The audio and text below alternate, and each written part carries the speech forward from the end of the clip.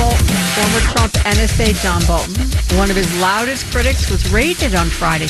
Was this out of revenge for his attacks against President Trump, or is it delayed justice? I'm Sandy Shack, in for Jeff Kuhner, here on the Kuhner Report. 617-266-6868 is the number here. The text number is 70470.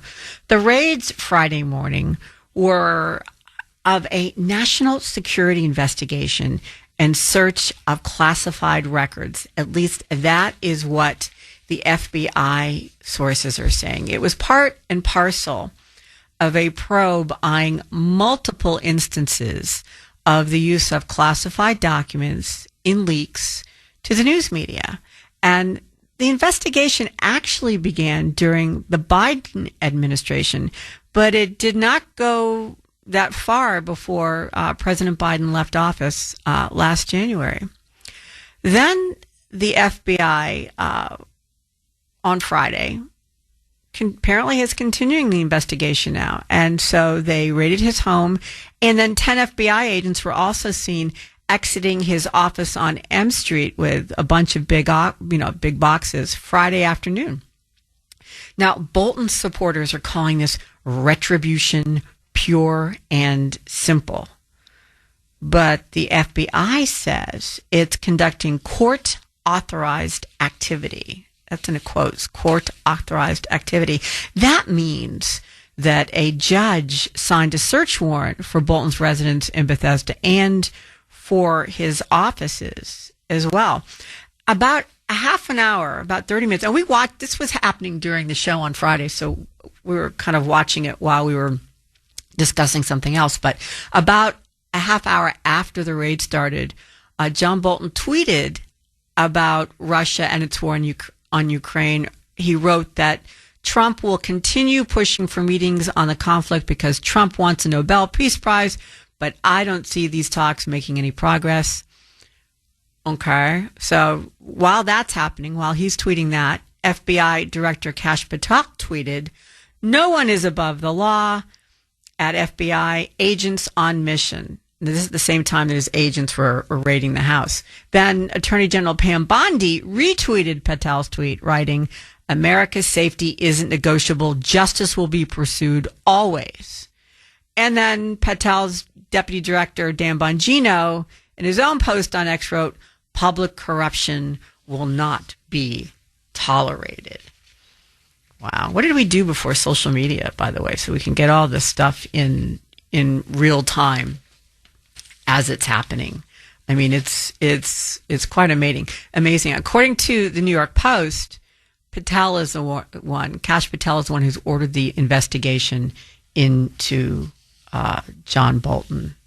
What does this sound like to you? Is this retribution, or is this a necessary probe into a national security leak? You know, that's the big question that's circulating right now. Now, as recently as August 13th, Bolton was criticizing and lashing out at the president for agreeing to host that meeting with Putin in Alaska to talk about how to, end Russia's war against Ukraine. And after he did, President Trump immediately responded to Bolton's statements against the meeting, saying, "Very unfair media is at work on my meeting with Putin, constantly quoting fired losers and really dumb people like John Bolton, who just said that even though the meeting is on American soil, Putin has already won." What's that all about? We are winning on everything. Then on the 17th, after Trump met with Putin, he wrote, "This war can be ended now, but stupid people like Senator Chris Murphy, John Bolton, and others make it much harder to do." Is this raid because Bolton was attacking Trump's efforts on Russia and Ukraine? The two have had this up and down relationship for many years. If you know anything, I don't know how much you know about John Bolton's past, but he's worked in Republican administrations for most of his career. But the first time that people probably took notice of him was during the George W. Bush administration, because Bush nominated Bolton to be the U.S. ambassador to the UN, even though Bolton had at one point argued that, or I guess what he said was, if UN headquarters lost 10 stories, it would make a bit of difference. In other words, he held them in very low esteem. But what ultimately sank that nomination was the opposition of Republicans like former Secretary of State Colin Powell, and the fact that senators said they had been misled by Bolton, who failed to disclose that he was questioned as part of the internal government review of intelligence failures that led up to the Iraq War. And that's why people thought he was an inappropriate choice for UN ambassador. He was also roundly criticized as being basically a quintessential kiss-up, kick-down sort of guy. In other words, he'd say whatever he thought the boss wanted to hear, but he was kind of abusive to the people underneath him. Then, ultimately, President Bush put him in the role of temporarily with a recess appointment, but he didn't stay for very long. Bolton stayed active in foreign policy as a very loud critic of the Obama administration, in particular with the deal with Russia to ease sanctions on Iran in exchange for assurances that it wouldn't pursue the nuclear weapons. Bolton wanted a more militaristic approach at the time. He said so in that book that he wrote. The first one was How Barack Obama is Endangering Our National Sovereignty. And he was pretty clear about how he felt about everybody at that time. Trump later pulled out of that Iran deal, which Bolton thoroughly thoroughly supported, gave a big thumbs up to. And Bolton did follow Trump into the first administration, and he was considered for a top role in the State Department, but he was too hawkish. And Rex Tillerson, who was the first Secretary of State in President Trump's first administration, didn't like him. So he kind of got sidelined. And then after President Trump had been through two other national security advisors, he finally decided to give Bolton a chance, but Bolton had to first promise that he wouldn't start any wars. That's how, militaristic he was. So that's basically the background of John Bolton's political career and his history with Donald Trump. But President Trump originally thought a lot of John Bolton, or at least enough to put him in a very sensitive role. But, it didn't last very long. He was his advisor from April 2018 through, I think, September 2019. So, about a year and a half, a little over a year. And then they had the parting of the ways.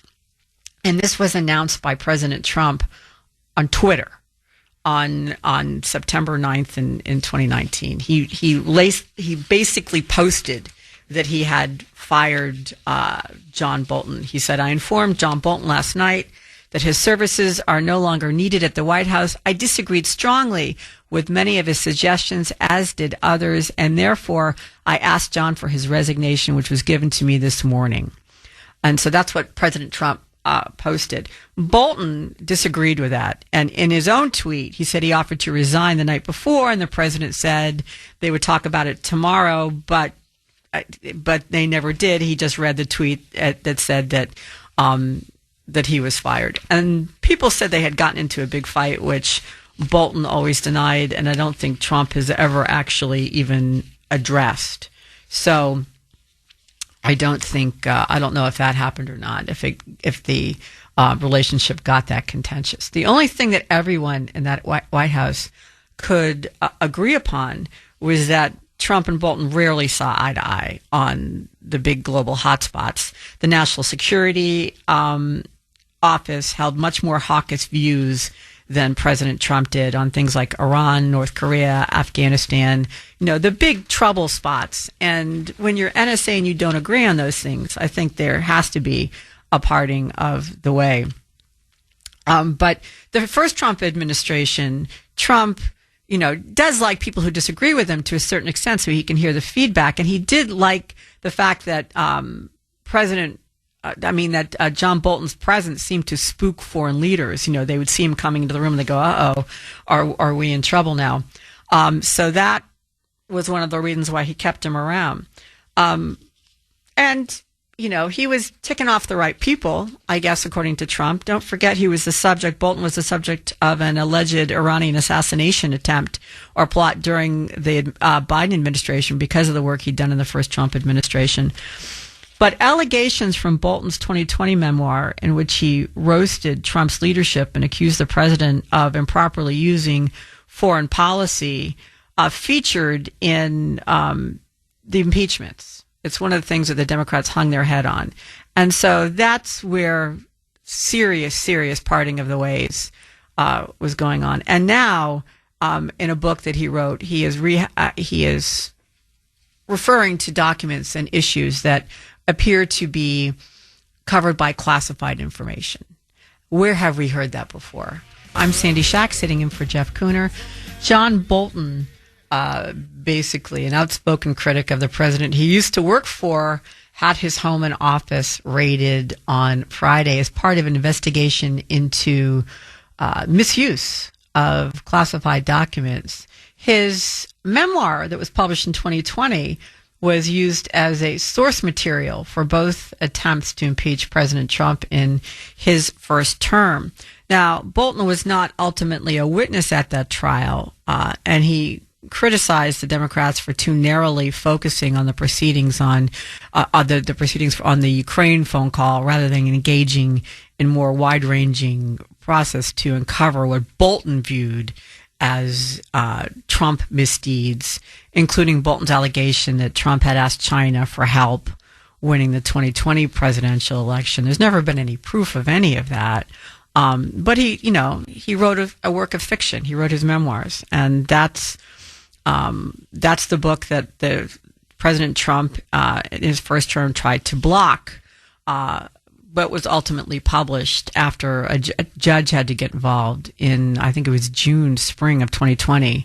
And it had, a full publicity blitz going on to it. But nobody's ever taken, or the mainstream media never took a sharp, redacting pen to it to look at what the truth of the matter in the book was, the truth of the matter of the stuff that was in the book, how accurate it was, or whether this is just flights of fantasy from John Bolton. I do not know. And President Trump, when he got back into the White House for his second term, canceled Bolton's Secret Service protection, which had been put in place because of that Iranian jihad against him. Was that appropriate? Was that a good thing to do? Cancel the Secret Service protection? Does that sound like tit for tat? I mean, he didn't just cancel Bolton's. There was a whole bunch of them, but Bolton was on the list that got canceled. Or did Bolton not deserve Secret Service protection to begin with? And does that factor into whether you think that this week's FBI raid was justifiable, or is it revenge? Is he going after, is the Trump administration going after people who went after him, basically? That's the question that I have for you. Russ in Boston, welcome to WRKO. How are you, Russ? Sandy, I'm always good because I look at life from a positive point of view every day. No matter, and I say this, my world is perfect. The world around me sometimes is screwed up. Okay. I think that's a healthy attitude there, Russ. Go right ahead. Do you think what's going on with John Bolton, is this retribution or is this justice? See it as justice because it appears that he has violated the law. Okay, that's what it appears. And let's face it, the left-stream media and the Democratic Party is the enemy within, always aiming to deceive. They never can be trusted. Anything that comes out of their mouth, you always have to double-check it and research it to get the truth. And John Bolton is a warmonger who can never be trusted. And you know what gets me about the warmonger, Sandy? They shed other people's blood and not their own. Yeah. I've always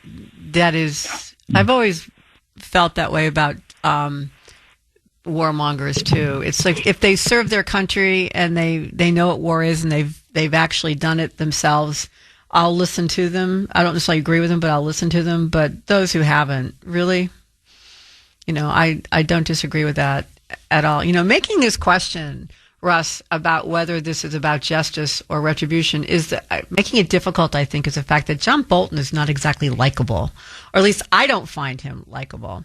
And there is a certain sense of what goes around comes around here, don't you think? Absolutely, Sandy. Can I just piggyback this and make a comment in reference to the Vietnam War? Sure. Okay, I've never said this on the radio before. Okay, but first of all, the Vietnam War, the biggest mistake made there is us fighting a land war because of the terrain, monsoon weather, thick vegetation, mosquitoes, swamps. It was a hard terrain to fight. Plus, the enemy was more adapted to that than we were, okay? Now, that's why we lost as many people as we did in Vietnam. That's why it was protracted. Now, instead of that, okay, had the Joint Chiefs been honest with the president, and actually Westmoreland went to the president and says, look, I cannot lead this because I don't want to lose a lot of my men. The alternative is this, and this would have been the alternative, and this is what I would have done, okay? I would have told the scumbag Russians and the communist Chinese, both of them, to get their ships out of the ports. We're gonna mine all the ports in North Vietnam.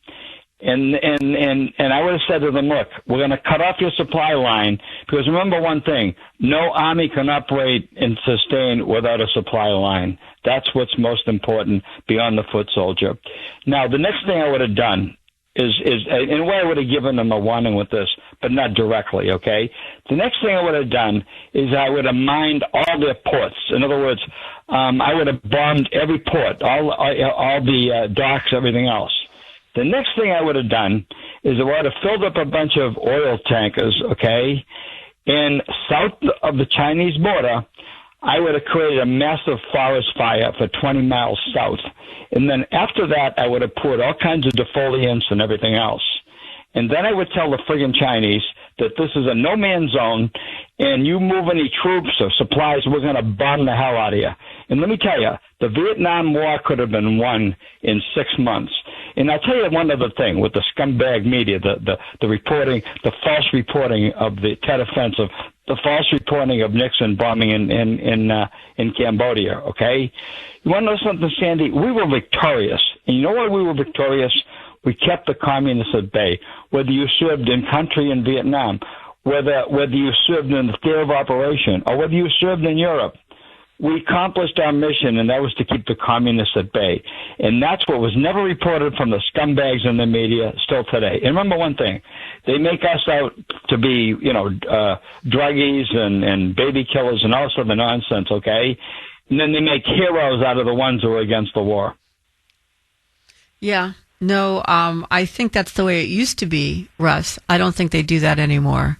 And to your point, but I think a lot of people agree that the way that the Vietnam War was fought was not in the best interest of this country or in the best interest of our servicemen. This is Sandy Shack sitting in for Jeff Kuhner on the Kuhner Report. Bolton's home, John Bolton, former NSA, John Bolton's home and office were raided on Friday. Was this payback, or is this justified?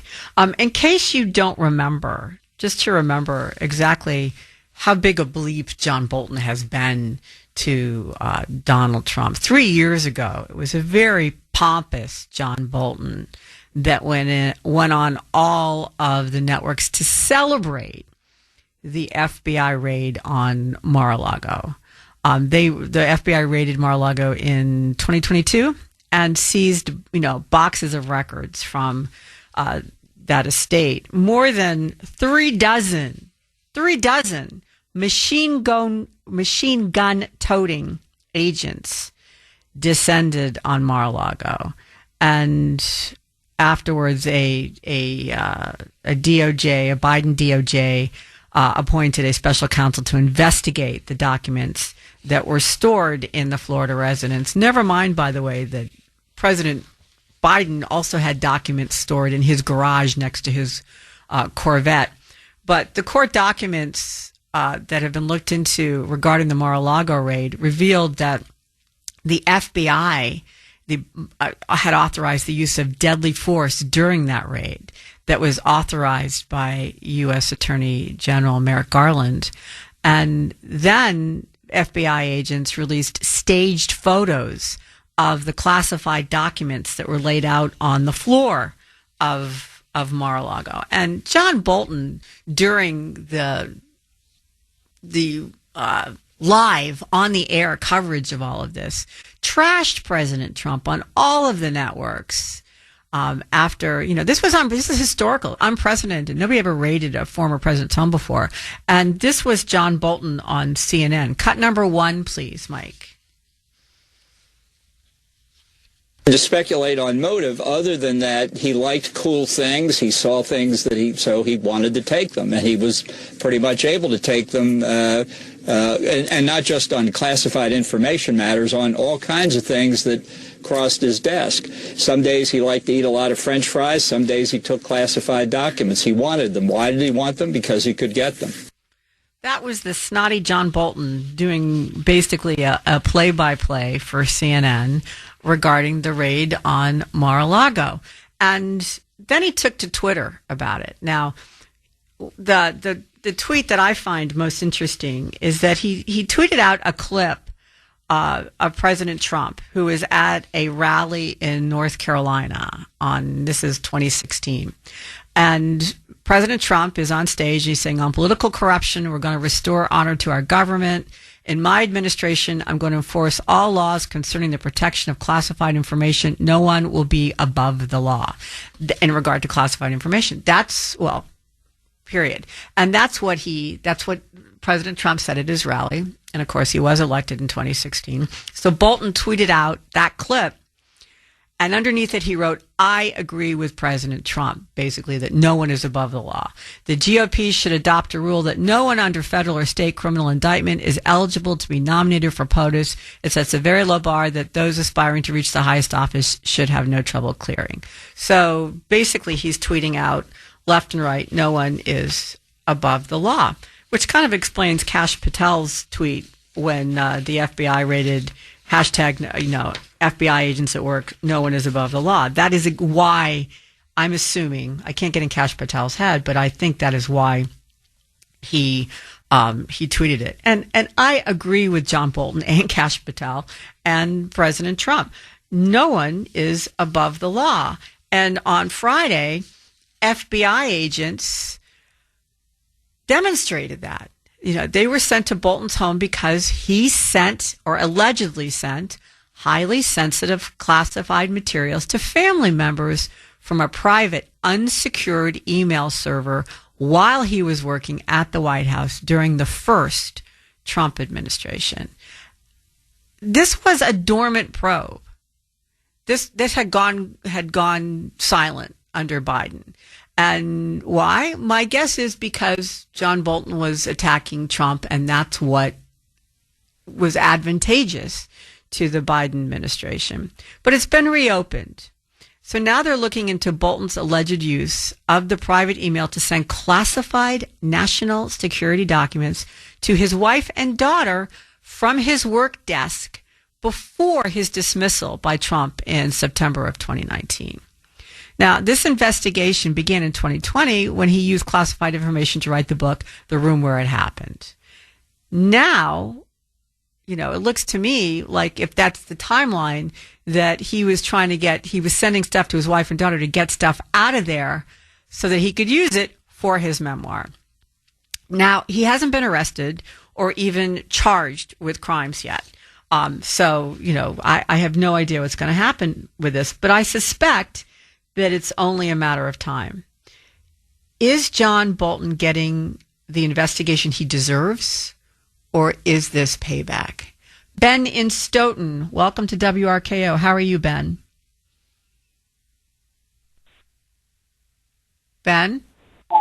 Sandy, you Hi. make my day. Oh, okay. Hi. Thank you. You're a light at the end of the tunnel. Well, thank you, sir. So what do you think? Do you think that this is a justifiable investigation, or are they just poking John Bolton because they can? It's semi-justifiable.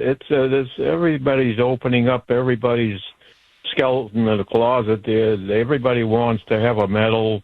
The news media can't function unless they have something spectacular. And my 93 years tells me it's just over and over and over again, just like the scandal sheetwhack in Boston back in 1950. You give Jerry Williams a run for his money, I'll tell you that. You and he are pretty. When you talk, you leave spaces between the words, which make people understand stuff now. You know. Oh, thank you. Well, as a matter of fact, I worked with Jerry Williams. Well, see, because I used to listen to him back in 1949. Oh my gosh. I didn't work with him back then, but I did work with him for a little bit of time when he was in Boston at the end of his career. Howie Carr came from there. Yes, he did. Yes, right he did. on Brookline Avenue. Yep. Anyway, I don't want to tie you up much, but he's a snake in the grass, and if it wasn't for his mustache, I don't think he'd be anything. So you think his mustache is a claim to fame? You know what the rumor is, Ben? That Trump did not like his mustache and hired him despite it, basically, because he thought that the mustache was not the best look, and he liked his administration to have a particular forceful look to it. But he is big on merit-based hiring, so he put the mustache aside and thought that Bolton would be somebody who could he could give and pull and would give him the military side of the advice. But what he discovered is that, according to President Trump, is that he was too single-minded. He wasn't open to discussion, and that was one of the reasons why he didn't think he made a very good NSA. So, but do you think that does this look like payback to you, Ben, or do you think this is something that is deserved at this point in time? That's the way Trump operates there. He always has to get somebody after they stab them in the back. He does seem to be having moments of I don't know what you would call it, really, of basically calling people to account, I guess is the way to put it. But when you look at what has happened to him in the last 4 years, is he justified in doing that? Yeah, I think he's like Clint Eastwood. He wants to be up on the top there and everybody looking at him. That's our president. Well, I agree. He is a showman, but I think in this particular case, he doesn't have to look for people to look at him. I think they do, because of the things he's accomplished so far in his second administration are certainly noteworthy and, in many cases, historical. John Bolton's home and office were the subject of an FBI raid on Friday as part of an investigation into possible misuse of classified documents. Now, President Trump initially appeared to be as surprised as anybody else that Bolton's home was raided on Friday. Cut number 11A, please, Mike. I tell Pam and I tell the group, I don't want to know, but just you have to do what you have to do. I don't want to know about it. It's not necessary. I could know about it. I could be the one starting it. I'm actually the chief law enforcement officer, but I feel that it's better this way. You think it's better that way? Do you believe him that he didn't know about it? I'm pretty sure that he's put that out there ahead of time, saying, you guys pursue these investigations, but leave me out of it. And I think he probably did that. So he's a brilliant man, so he has to know that they're going to move forward when they find things. And he may know when they find things, but I don't think he knew about the raid ahead of time. But do you believe him? Do you think he knew what Bondi was doing? The number here is 617-266-6868. He does not hold John Bolton in high esteem, if you haven't noticed. Cut 10, please, Mike. I haven't spoken to Pam and the group yet, but I will be. I saw that just like everybody else. I try and stay out of that stuff. I'm allowed to be, and I'm chief law enforcement officer, believe it or not. You know, I don't like to go around saying that, but I am. That's the position. But I purposely don't want to really get involved in it. I'm not a fan of John Bolton. I thought he was a sleazebag, actually. And he suffers major Trump derangement syndrome, but so do a lot of people, and they're not being affected by anything we do. I don't know anything about it. I just saw that. I'll find out about it. But if you believe the news, which I do, I guess his house was raided. John Bolton is a sleazebag, according to President Trump. Is he right?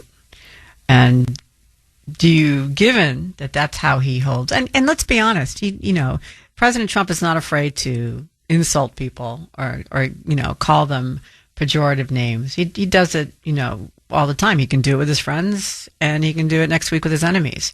Do you agree with him? Is John Bolton a sleazebag? And does that give you a clue as to whether this was payback or justifiable? He has not forgotten, President Trump has not forgotten about the Mar-a-Lago raid, nor John Bolton's glee at it, I am sure. Cut 10A.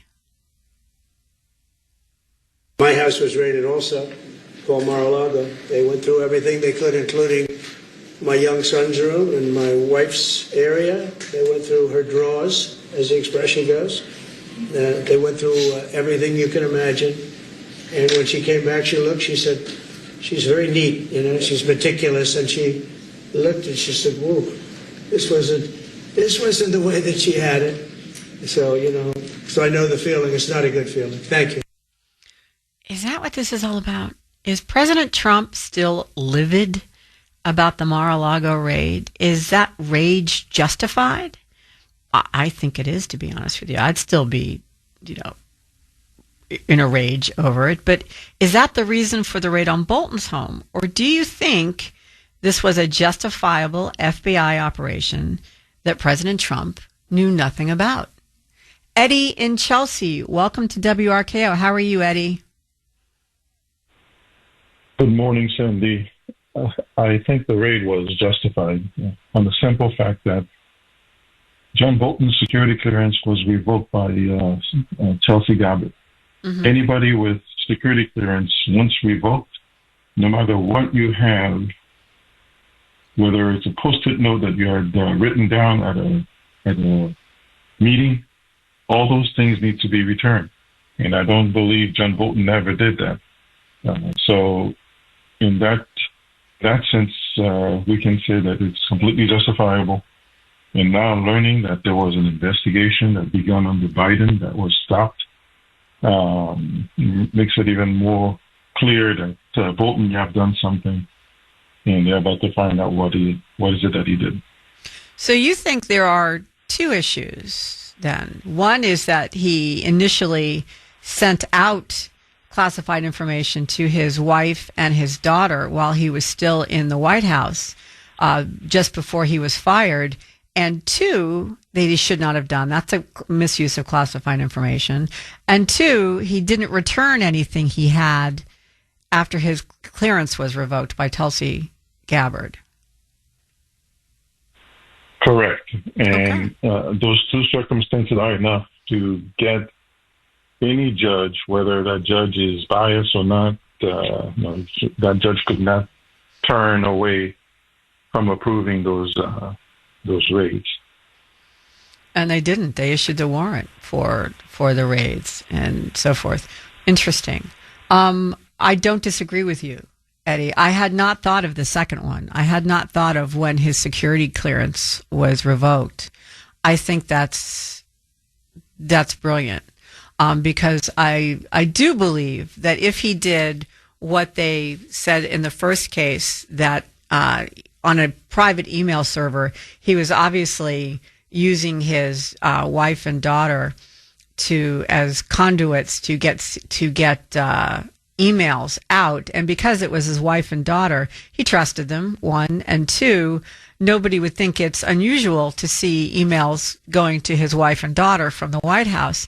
So I think that's a big issue for him. I think if he did that, then he is facing some serious charges in regard to in regard to misuse of classified information, but it had not occurred to me regarding Tulsi Gabbard revoking his security clearance. It's kind of like, you know how they got Capone during Prohibition? They never got him for running for actual violating Prohibition or for killing anybody or for any of those misdeeds. What they got him for was not reporting his ill-gotten gains from his criminal enterprises. They got him on tax evasion.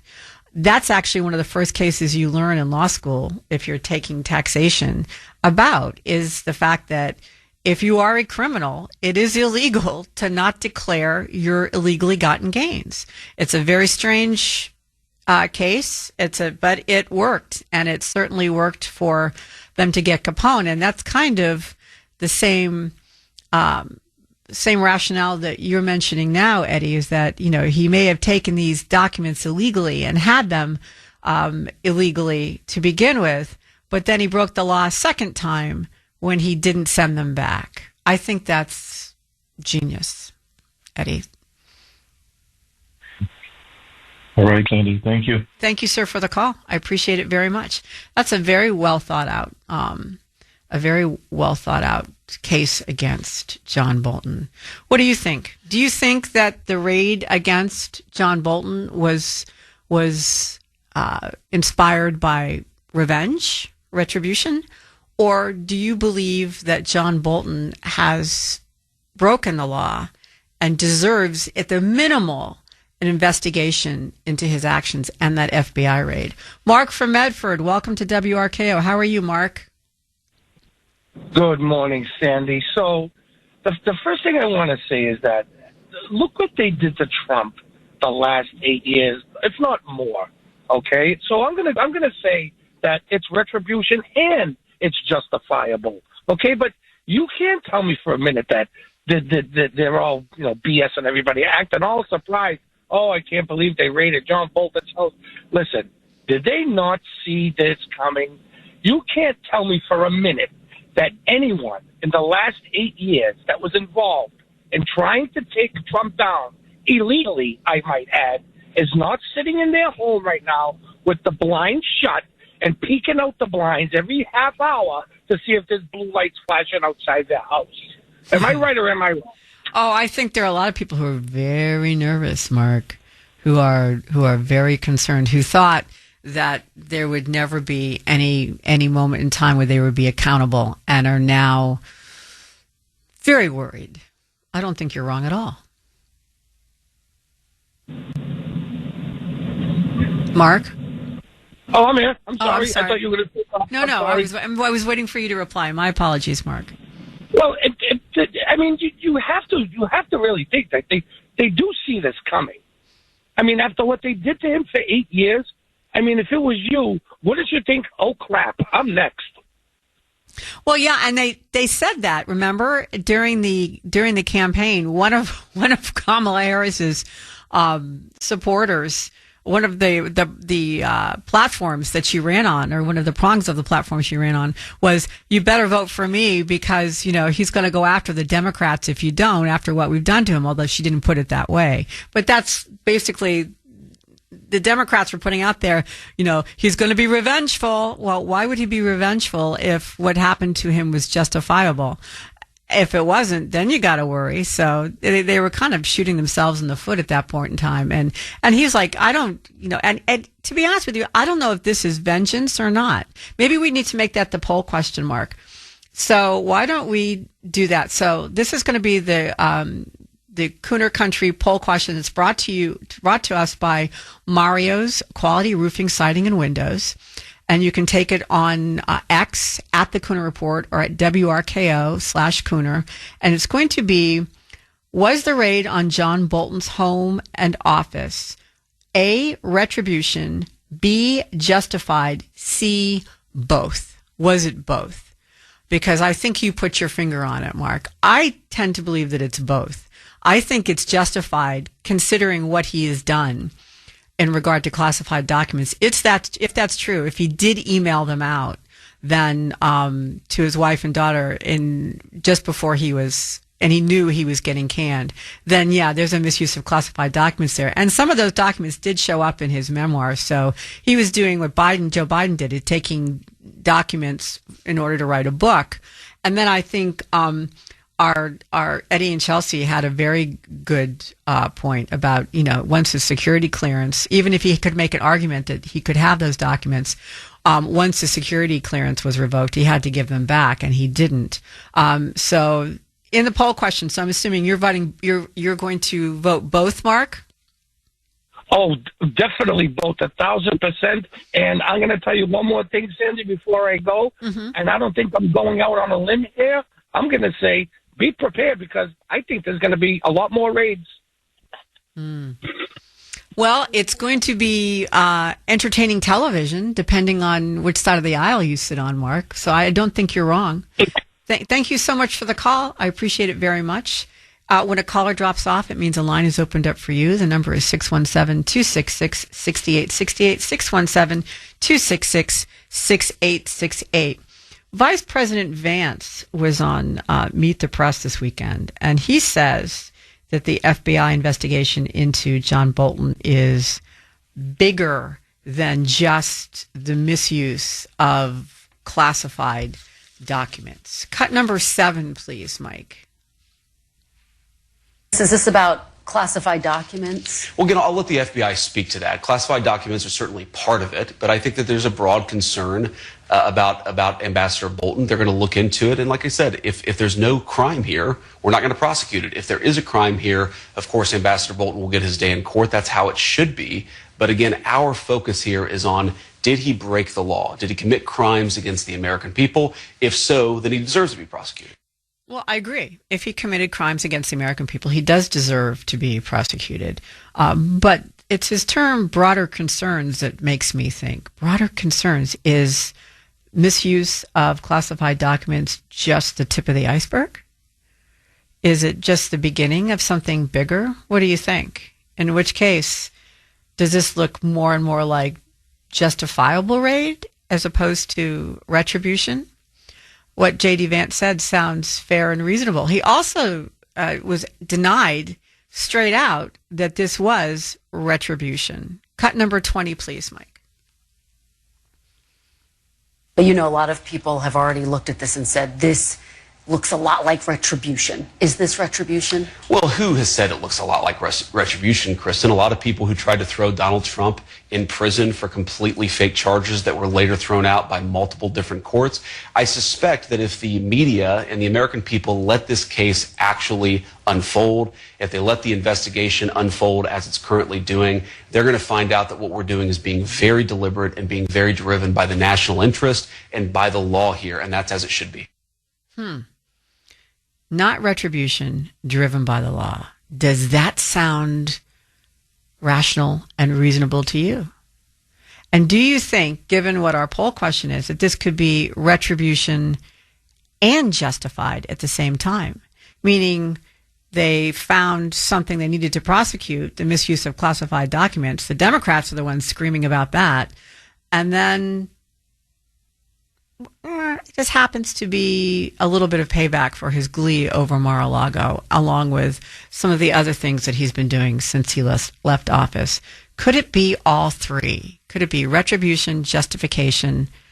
Could it be both? Could it be both of those as opposed to all three? Both of those. What do you think, Lisa, in New Hampshire? Is this retribution, justification, or is this both? Hey, Sandy, how are you, honey? I'm fine. Well, I have very mixed emotions about the whole thing, because if it's retribution, that means there's crimes that exist that on another day we weren't willing to pursue. And if it's legit, then why are we even having a conversation about it? And it just proves how broken the system is, because at this point, yeah, it looks like retribution, but you can't do that if there wasn't a crime committed. And you know that this administration, under the microscope that they're under, is not going to bring a case they can't win, or at least that they can present a case that they can win, and depending on where it's brought in the judges and the juries in D.C. or whatever. But it only shows how broken the system is, because we've watched them all commit crimes for years. And it's supposed to depend on who's in office, if they get prosecuted, or do you understand my point? It's like, if you commit a crime, you should automatically know you're going to get prosecuted. And if somebody knows about the crime, then you're supposed to get prosecuted. Well, I guess the point is here, Lisa, is that John Bolton didn't think anybody knew about it. I mean, he emailed his wife and his daughter. That, if he was doing that on an unsecured server with secret documents, then classified documents, then that is a crime, which we discovered when they went after President Trump, who actually had the rights to have the document. The president's the only one who has the rights to have those documents, and because he's the one that can classify and non-classify documents. President Biden did it and was not held accountable. President Trump did it and was held accountable. John Bolton doesn't have presidential immunity and did it, anyway.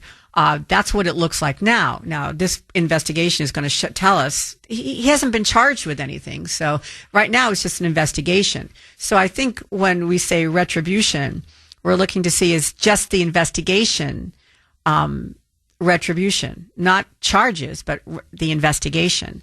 There's a difference between the two. Do you see what I'm talking about? Every single person who broke the law should be arrested and charged. I don't think anybody disagrees with that, Lisa. That's not what I'm saying. What I'm saying is we're not to that point yet. John Bolton has not been charged with anything yet. We're at an investigation point. We're trying to determine whether he broke the law and needs to be charged. So the question is whether that investigation has merit or whether it's payback. That's what the point is. I'm assuming that every single investigation they bring will have merit, because they're not going to do what the Democrats did, because they don't have to. They committed crimes. And the thing that I think kind of worries me about going after John Bolton first, which I think I understand why, so then when they go after the Democrats, they can say, we went after the Republican, but I think that by doing it, means that all the ones that thought there was a possibility that they wouldn't are now like shredding all the evidence.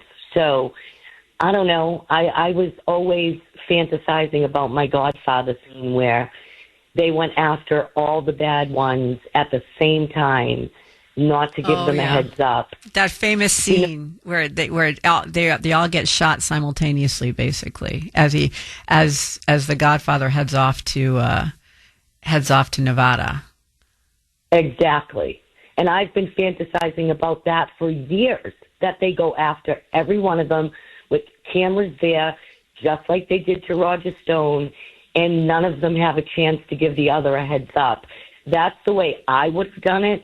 And we'd be lying to ourselves if they weren't enjoying this. But his whole entire all of his followers, every one of us, you, me, and everybody included, we want them to pay for what they did. And we only want them to pay if they committed crimes, which they committed in front of our faces. So can we call it retribution? Maybe, but what's right is right. You can't go around doing what you've done for the last 10 years and get away with it, because if they do, they will keep on doing it. And this administration, to me, is probably the only administration that will actually do something about it. Well, I agree with you. This administration does not shrink away from doing something just because it might be unpopular or because it might be twisted by the media. They if they did, they wouldn't be able to accomplish anything. So I think that they could be doing what your fantasy Godfather scene. We just don't know about it. I mean, they're not doing it with the press necessarily. They didn't invite the press to this one either until till the raid had started. And I think all those tweets that you saw from Kash Patel and Dan Bongino and Pam Bondi that went out were a ways of alerting the press without picking up the phone and calling the press. But they could be doing other investigations too on the side without telling people simultaneously. So it could be happening. It's just not under the spotlight glare. So there's hope, Lisa, that your fantasy could come true. So, because I think about it all the time, and I just, my heart broke every single day for him, and I knew that he was the cleanest, squeakiest clean person on the planet, because they vetted him from the day he even talked about becoming president right up until today, and they had to make stuff up. With this crew, you don't have to make it. Yeah, you don't have to make anything up. I'm sorry, we have to hold you there, Lisa, because we're up against a hard break. We're talking about the raid on John Bolton's home on Friday and over the weekend. Was this vengeance of the Trump administration for openly criticizing the president, or is this in fact, and more than just openly criticizing, he was the basis for a lot of the impeachment proceedings that happened against President Trump in the first administration. But is this, in fact, justifiable, given the fact that it looks like he was playing fast and loose with classified documents? Whether he was or not is something that this investigation is going to show us. On the text line, which is 70470, 781 says, Sandy, regardless of if this is for revenge or not, it will allow the Democrats to expose their pure protection and hypocrisy once again. We all have eyes and ears that have witnessed what they have done to President Trump for the last almost decade. These things will continually make it harder for the Democrats to hide who they really are, not that they try anymore. I think you're right. There's going to be a lot of hypocrisy that we're going to see pop up. We're already seeing it. 508, Sandy, I have a question for you. Did John Bolton put his wife and daughter in jeopardy of prosecution by emailing those documents to them? And wasn't writing some kind of tell-all book about his time in the Trump administration involving using classified documents for profit? Yeah, it would be using classified documents for profit, 1. And 2, I do not know about putting his wife and daughter in jeopardy of prosecution by emailing. I mean, you can't control who emails you documents. So, I mean, if you received something from somebody that was classified, I don't think you would be in trouble just by receiving it. But the question becomes, what did you do with it? Did you open it? Did you see it? What did you do with it afterwards? I think that there are issues that come up when you receive something, but just by receiving it, you're not in trouble. But what you do with it afterward could, in fact, I think, create problems for you. I don't know the answer straightforwardly, so I'm actually going to look that up after the show is over, because now you've made me curious as to what's going on. 617-266-6868 is the number here. We're talking about whether the DOJ and the FBI raiding John Bolton's home is retribution, or is it the furtherance of justice? Ginny in Buzzards Bay, welcome to WRKO. How are you, Ginny? I'm fine, thank you. Good morning. How are you this morning? I am fine. So what do you think it is? Do you think it's retribution, justice, or do you think it's both? Well, I don't know the details as far as whether it's, legitimate, but I do know that Trump, and I hope you remember that Trump himself is the one that said he was going to basically go on a revenge tour. He actually admitted it in I think it was an interview with Dr. Phil, where he said then that he was, going to do revenge. So I think that if it hadn't been for that, maybe there are some things in Bolton's book that aren't, should be looked at, but I don't think it would be happening if Trump wasn't on a revenge tour. The other thing is, I just wanted to ask you, do you really believe that Trump did absolutely nothing wrong in all of the charges that were brought against him? Well, which charges are you talking about? I just said all of the charges because you said that he had done nothing wrong. Well, I don't believe he has done anything wrong. So I want to know specifically what charges are you talking about? Do you know what his charges are? He handled some of the. It is questionable whether he did have the right to take all of the stuff that he took to Mar-a-Lago. That has never really been. Yeah, it has been. That was found to be completely specious. That Mar-a-Lago document thing is completely. And by the way, can I point out that President Biden also had documents? His were in the garage next to his car, and in his office. And in the office at UPenn. And, he had them all over the place. Which the White House didn't realize, by the way, when they sent the FBI after the Mar-a-Lago documents. So that all kind of went away pretty quickly because they realized that they themselves had done the same things. Trump took a lot more. No, he didn't. He did not take a lot. Where are you getting that? Are you just making that up? He didn't take a lot more. I saw pictures of all of the FBI laid out documents he didn't do that, by the way. The FBI laid those pictures out. And what makes you think that President Biden didn't have as many, if not more than that? You just assumed it was more. You have no idea how many documents either one of them took. But do you recall when Trump showed some classified documents to, I forget exactly who he was with, but he was showing off and showing some classified documents to some friends. Do you remember that? I don't remember that because, one, the president has the right to classify and declassify documents. He may point to documents and say those are classified. That doesn't mean that those people read it, too. And President Biden took documents specifically to give to his ghostwriter. He handed classified documents over to a ghostwriter specifically against the law. That was. And I don't recall, were you up in arms about that? Well, I don't think either one of them should have taken classified documents. But I just get the feeling that you feel that President Trump has never done anything wrong. And I just think that is so untrue. I can't. Well, here's the problem. I don't see that when I ask you what you're talking about, you don't give me specifics. Like, what is it that you think? You do this generic, he's done all these things wrong. Well, what? You just talked about the documents, which turns out that's not true. The Mar-a-Lago document thing was all about nothing, really, and it was specifically meant to try to affect the November election. So put that one aside. That one's done. What else has he done that you think he has done wrong? What else is there? Can you name something? Yes. Okay. January 6th. What did he do on January 6th that was criminal?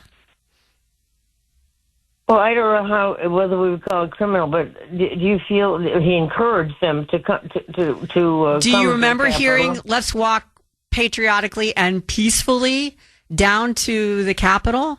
Did you remember hearing him that? How was that instigating something? I do remember that. So you don't believe that he instigated it? I don't believe he instigated that. No, I don't believe he did. I think it was a horrible confluence of events. I think that security that he asked for, the National Guard that he asked for, was in fact stopped by Nancy Pelosi. This is Sandy Shack sitting in for Jeff Kuhner on the Kuhner Report. We were speaking with Ginny from Buzzards Bay before the break, but she has dropped off the phone. She does not buy that the Bolton raid is justifiable. She says it's vengeance for a couple of reasons. And I was in the middle of responding to her when we had the hard break. First of all, she said that Trump announced when he did an interview with Dr. Phil or somebody that he said he was going to go on a revenge tour. And I looked that up because I had no memory of that, Jenny. So I made an effort to find out what you're talking about. And there was an interview, the one that you were speaking of, where President Trump said he was entitled to go on a revenge tour, but that's not what he was going to do. What he said he was going to do, he said the best revenge would be to enact successful policy. So that's what he said. He never said he was going to go on a revenge tour. Then, we discussed the fact she was trying to point out things that he had done wrong, because I guess she's offended by the fact that I think that he was persecuted during the past 4 years. And she brought up Mar-a-Lago, which I think we've all been able to dismiss, given the fact that Joe Biden had just as many documents as President Trump did, and that President Trump had rights to have the documents that he did. But she brought up January 6th. And when I asked what criminal thing President Trump is guilty of from January 6th, she said, well, nothing criminal, but, didn't he instigate this? And I don't believe he instigated the riot. I believe he tried to make sure there wasn't a riot. He told people to peacefully and patriotically walk to the Capitol. He specifically tried to get more National Guard for the Capitol for that day, because there was going to be a huge, rally on the ellipse, and that there's usually spin-off issues from that, no matter who's doing the rally. And both Muriel Bowser, the mayor of Washington, D.C., turned down the National Guard, and Nancy Pelosi, who was Speaker of the House at the time and in charge of security for Capitol Hill, didn't want it either. In fact, she later admitted that in a video that her daughter was taking for a documentary. And we have the physical papers that they both signed saying no National Guard at the Pentagon. More than that, a lot of those rioters were caused by some bad actors, absolutely. I think there were some bad actors who were conservatives, but there were other bad actors who were Antifa and implants there who wanted to gin up the crowd. President Trump also tweeted for people to go home, and Twitter took down that tweet almost immediately because people say, well, he didn't come out for hours later. He did tweet originally trying to get people to go home. Then they did a video that he put out afterwards, but he did try immediately. He didn't just hang around for several hours and not respond.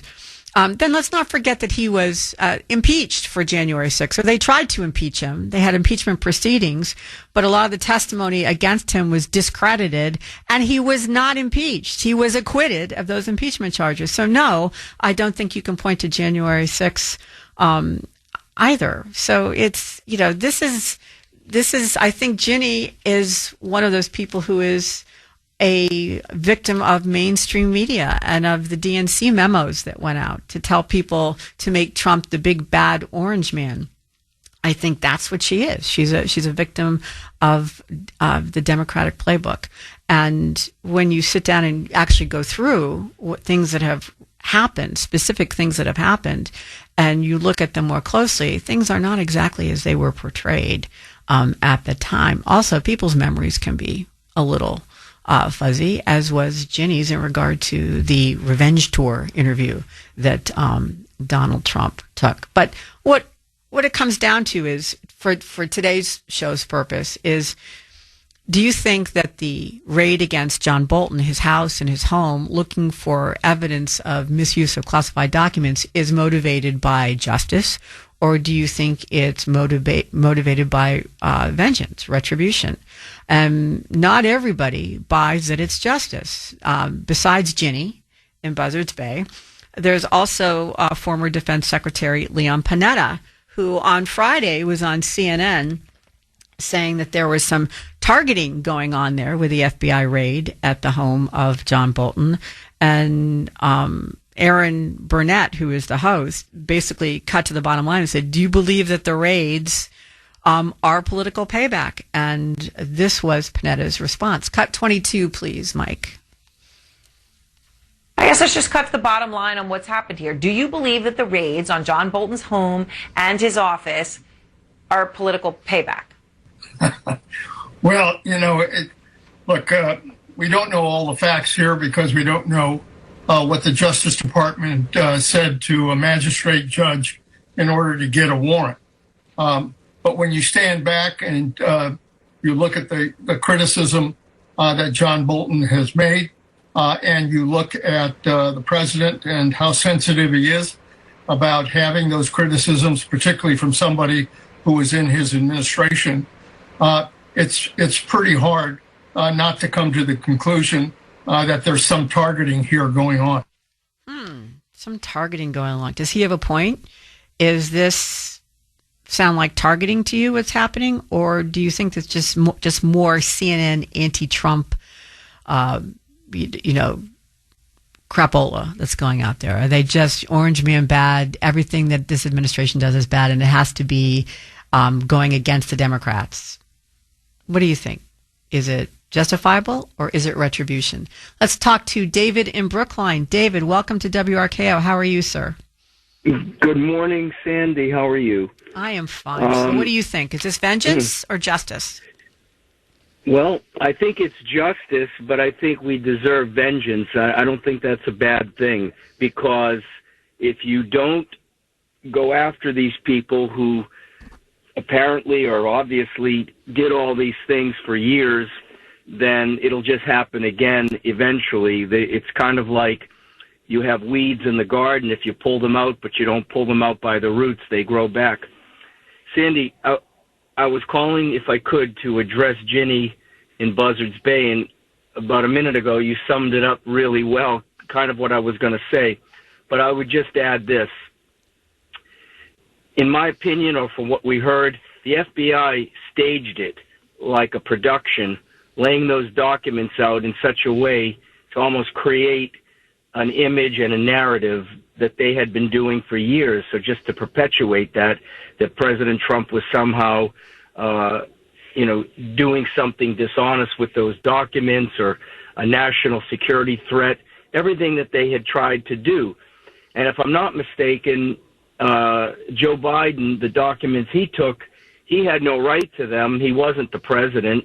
I believe he was a senator at the time. So if we're going to, bring up documents, one person was president, had the right to declassify essentially anything. And as you pointed out, he could say, hey, I have these, without somebody really reading them. Another guy had them next to his Corvette with his coke addict son in and out of the garage, documents that he was never entitled to have. So that was my first point. And if I could, my second point, she mentioned January 6th. Sandy, I said this a long time ago to Jeff on the air. Why did January 6th, in reality, why were we there? And I wasn't there, but it's funny, I almost went. I guess I'm glad I didn't. Because in a nutshell, for 4 years, let's be frank about this. If it wasn't a coup for 4 years, it was the closest thing to it. The person that was duly elected, that we voted for, was under such unfair, if not illegal, attacks, anything and everything to undermine his presidency from within. And then finally, even if we didn't have all the evidence at the time, right up to when COVID took place and they're changing voting laws, and you just could tell and feel that something wasn't right. So people went to Washington to protest, and the rest is history. You've laid it out, how they got into the building, and the fact that the National Guard that President Trump requested wasn't there. I mean, Ginny, as you put so well, is a walking, talking example of somebody who is, in my opinion, somewhat brainwashed. Yeah, it's kind of sad because, it's there but for the grace of God for a lot of people. But I think more and more people are starting to look things up themselves and take a look themselves for what the truth of the matter is, and not just become, parrots of what they see on mainstream media or legacy media. 617-266-6868. The text number is 70470. Is the Trump administration on a revenge tour, starting with the FBI raid on John Bolton's home and office on Friday, or is justice taking its natural course and picking up on an investigation into Bolton's possible misuse of classified docs, an investigation that was put on the back burner during the Biden administration, and the Department of Justice has turned up the gas again to see what's going on? Which do you think is happening? Let's go to Eddie in Charlestown. Eddie, welcome to WRKO. How are you, sir? Sandy, how are you this morning? I'm fine. Do you think this is part of a revenge tour, or is this justice, or is it both? I believe it's justified, and I'll tell you the reason why I believe that. I was in the military, and I was in the Navy. Just because if a person has a security clearance, It doesn't give them a right to look at anything that doesn't concern them. When I was back in there, I always heard the phrase, need to know basis. If you don't have the need to know, your eyes shouldn't be looking at that document. Mm-hmm. Yeah, no, Now, I've heard the same thing, Eddie. I think they have something to go on where he sent it out to his wife and his daughter because most likely they don't have a security clearance. Yeah. And definitely they don't have the need to know. Yeah. That's yes, absolutely. I don't disagree with either of those things. I think it's pretty obvious that if he sent those documents to his wife and daughter, it wasn't, to prepare for a dinner time conversation, over the kitchen table. Let's review these so we can have a nice conversation tonight at dinner. It's obviously he was sending, if those are the documents that he's sending them to people that he trusted to put them someplace safe, that he had access to them. And like I said before, it's not unusual. There wouldn't be strange emails to send, meaning that my guess is he emailed his wife and his child, multiple times a day or at least multiple times a week. So nobody would think anything of it they wouldn't necessarily go in and open and read it. You know what I mean? So I think that they were shills, I guess is the word, Eddie. What do you think? Well, I don't know what all the facts are, but one thing that comes back to me is I don't know if they're getting away from it, but when I was in the Navy, and after so much of a period of time, these documents, no matter how they were classified, confidential, secret, top secret, they had to be shredded. And you go into this room, and you're the only person in this room, and you shred them, and you make sure everything that you shred is in that machine and shredded. And that way no one has access to it. Yeah, you're talking about a Schiff. If they're getting away from that. No, they're not getting away from that, Eddie. They still have Schiffs. That's what those are, those rooms where you can... That's a room where you need to go to review a top secret document, or if you need to, as you said, destroy a secret, or if you need to have a meeting regarding a top secret document, you go into a Schiff, which is a highly secured room. When I clerked for what at the time was called the Federal Claims Court. It's called something different now, but and that court's jurisdiction were lawsuits against the United States, and a lot of that happened in regard to the Pentagon. So you had to get top secret clearance to review documents as one of the judge's clerks. In order to view it, you had to go into a Schiff. Some of the documents and some of the suits involved Schiffs, so I know exactly what you're talking about. No, they're not getting away from them. They still have them, and there's usually a Schiff at just about every military base, as well as all over Capitol Hill, all over the Pentagon, and I believe there's a few at the White House as well. So I think they're still in use, and if these documents belonged rightly in a Schiff, then I think that John Bolton has a lot to answer for. Thank you for the call, Eddie. I appreciate it very much. The number is 617-266-6868.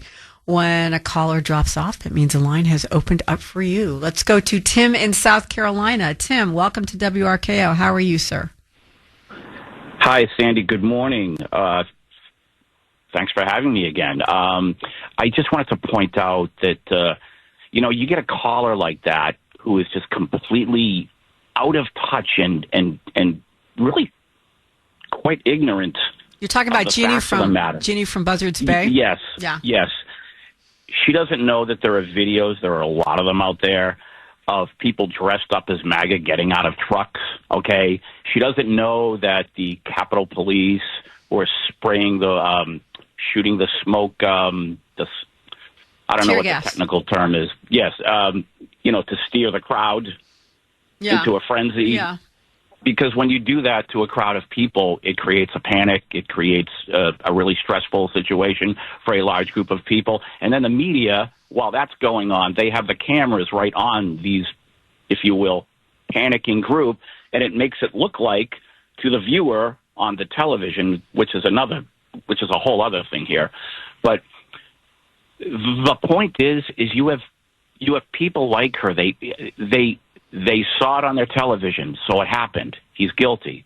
Okay, you have the mainstream media telling people that he raped this E. Jean Carroll lady, when, you know, like I pointed out with this faux insurrection, I mean, there were a million points about E. Jean Carroll. The media has so much power, Sandy, too much power. They you know, we're waiting for these arrests for the criminality, for the John Boltons to go down, et cetera, while the media is completely fire hosing everything President Trump is trying to do. Legally, you can't just shut down the media, right? Because it's First Amendment and, you know, you're taking away the media's rights. But what they're committing here, they have brainwashed millions of people in this country. And this is what we're fighting. You're right. And yeah, I agree. Yeah.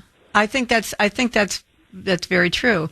The media has a lot to answer for, but I think that they are starting to be held accountable for that. For misrepresenting things. You're seeing some of the media starting to admit their culpability. You know, like Jake Tapper admitting that, you know, he hid President Biden's decline and vicariously went after Lara Trump when she tried to point it out. And he said he's apologized to her since then. She disagrees, but that's what he says. And you have other people, too, saying, wait a minute, this is wrong, we're not doing it wrong. You even had Joe Scarborough saying that President Trump's federalizing law enforcement in D.C. was actually a good thing. He did a 180 on that. So you have people, and one of the reasons why I think that we have this coming around is well, actually, there's multiple reasons, but one of the reasons is because people like you, Tim, and other people and other listeners of this show and people like Jeff, because they've called out the hypocrisy of the media and the credibility issues with the media, people started to look at the stories, not everybody. Ginny's not an example of this, but people started to look at stories that they heard saw on the air and go, wait a minute, and then do their own research into them and see what the truth of the matter was. And when they found it wasn't true, they stopped watching. And you saw that in advertiser drops, and you saw that in brand degradation. So, for instance, MSNBC is now trying to rebrand themselves as MS Now. This is not going to help them, I think. I think that MS Now is just as bad a name as MSNBC, and it didn't get far enough away. But you see them trying to fix things. They're not going to be able to reconstitute their brands, I think, until they change their editorial policies to be more center of the road instead of far left. But you see a difference happening. You see things starting to change, and that makes me a little bit hopeful. How about you? Yeah, well, I'm just a little frustrated. You know, not to go off on a tangent, we're waiting for these arrests again, and then you have, you know, the media is just it just seems constant to me, and you know, it's regional too. I think I've pointed this out before on past calls. In certain areas of the country, it seems to be a groupthink. You know, New York, New Jersey, New England, California, maybe that's Chicago, Michigan area. But you go to other parts of the country, it just seems that people really know what's going on, and they're just not repeating the local newspaper or whatever their Google search was or television. I always found that to be an interesting sort of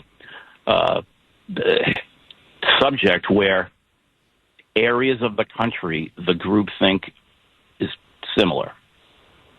Anyway, that's all I have. Well, I appreciate it, Tim. Thank you very much. I understand what you're saying about the groupthink, but I think that also has to do with shrinking ownership of the press, basically. So you have, you know, the same owner has a TV, radio, and newspaper. They try to set up non-monopoly situations, but I don't think they've been very successful at it. Plus, you have more and more people relying upon what they see in social media. And social media will pick up a lie put out by CNN or MSNBC, and it goes around the world before, as they say, the truth puts its pants on. So, and a lot of people in more recent generations get their news from social media. Mike is an example of that. Mike, many times, if he does not see it on Twitter, does not know that something happened. Although he does say that now that he works here with us, he's much more attuned to news than he was when he first started here. Although he's having an issue today with Twitter or with X, because apparently they've decided that he is a persona non grata and he doesn't know why.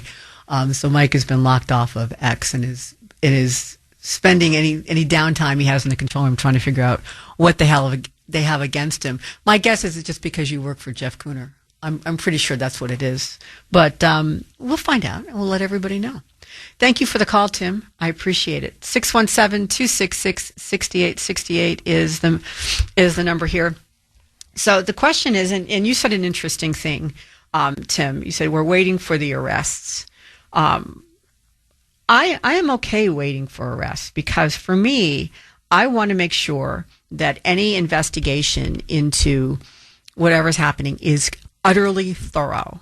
I don't want there to be any surprises. I want them to have all the information, all their ducks in a row. That takes time. That doesn't happen overnight. And you need warrants, you need to go through documents, you need to go through a lot of things. And I want them to have airtight cases before they go after anybody who somebody can make the claim that this is retribution for.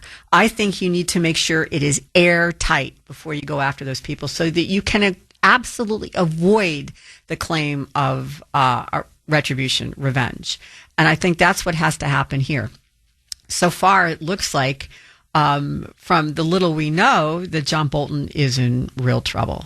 And I thought so when I first saw the raid and started to look into it. And then I was listening to GW law professor Jonathan Turley. He's a constitutional scholar, and he thinks that Bolton could face years in prison for this, depending on what was found during that raid. He said, the possession of classified materials carries a very stiff penalty, and John Bolton could be in real trouble. Cut number 21, please, Mike. It is intriguing here because these are long-standing allegations that the book indicated or referenced classified material that he may have acquired when he was in the administration. We're not clear as to what that is, but it would suggest that it could be national defense information. The reason that's important is that creates a heightened potential penalty. So you can have penalties that range from 5 to 20 years. 20 years tends to be the sentences for concealing information, obstructing justice. Simply having classified information can weigh in at about 10 years, and there are often multiple counts because each of those documents can be charged separately. That's pretty scary information. If you're in John Bolton or you worked in John Bolton's office or you worked with John Bolton, I mean, you would be, wow, let me see what did I take from the office? I hope nothing in particular. I mean, think about that. 20 years, if this had anything to do with national defense. This is serious stuff. This is very serious stuff. Now, interestingly, Turley believes that there might be a fresh reason to investigate Bolton, which the public hasn't seen yet. He says, we really don't know if something that has occurred more recently, whether they've uncovered something that they believe is, an evergreen, that is still a viable criminal case. So that's pretty interesting. We need to see if there's something that we don't know about. Is this just a misuse of classified documents case? We don't know yet. But Turley's weighing in saying, yeah, this looks pretty serious. Rep. Jim Jordan says that this is not political retribution. He agrees with Turley and with others that this looks like a pretty serious issue. Cut number 23, please. Now we learned today that John Bolton mishandled classified information. So you got Comey, Schiff, Clapper, Brennan, Bolton, all out to undermine the president. That's the story here. You mentioned the deep state a few minutes ago. That's the deep state in action, trying to sabotage the guy we the people put into the Oval Office. That's what they tried to do. And now you got good people running these federal agencies who are looking at the facts and just going on the facts and bringing that forward. This is not political retribution. This is accountability, and it's exactly what the American people voted on when they put President Trump in the White House on November 5th. Is Jordan right? Is this accountability, or is it retribution? I think it's got to be more than retribution. Maybe it's both, because in order to get the warrant for the raid, the FBI, the DOJ, had to persuade a judge that there was cause to believe that John Bolton had in his possession classified documents that he had no right to. You know, the raid could be both justified and retribution. You know, there's no doubt that the Obama-Biden crowd broke every norm when they pursued Trump, his aides and colleagues, and that, as President Trump said in that Dr. Phil interview, they are entitled to retribution, to revenge. Whether they go for it or not is something else. But I do think it's possible for it to be both retribution and justice, because, you know, it makes you feel a little good, I guess, when you have reason for retribution and somebody does something wrong and you can pursue it. You would pursue it anyway, but I guess that would be the indicia.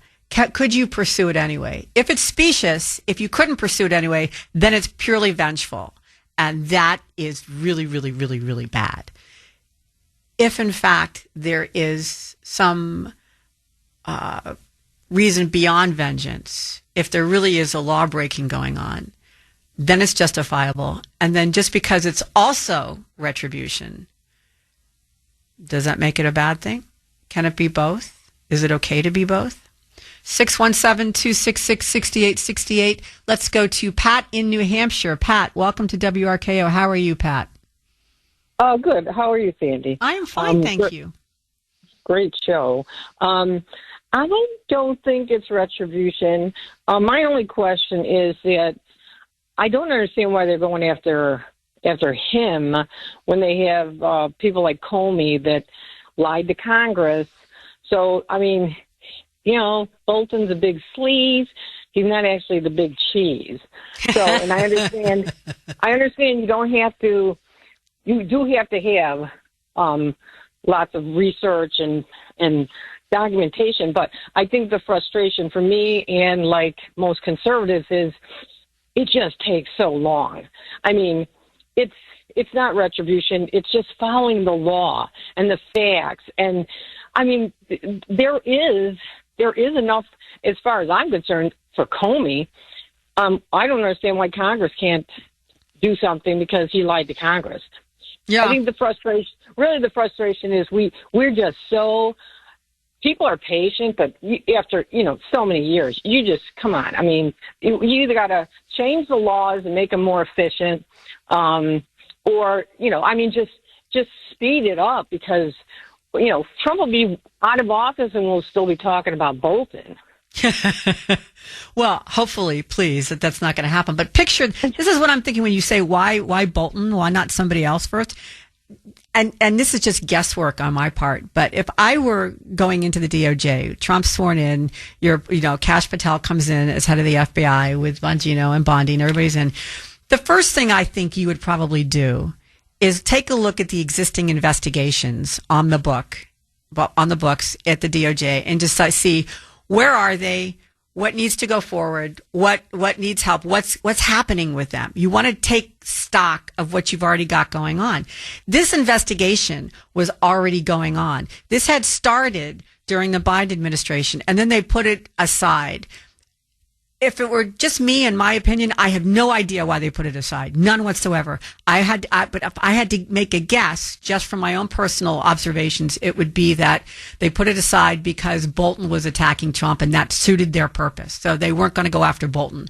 So they put it aside. So when Bondi and Kash Patel and Bongino get into the DOJ, they stop. They say, okay, there's this investigation against Bolton. Why did it stop? Why didn't it go forward?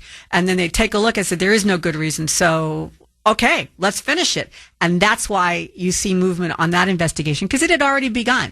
And they were trying to finish out what was happening. So I think that's that they want to get that stuff done first, while they then open investigations on other people. As to why Congress is not responding to Comey, I do not know.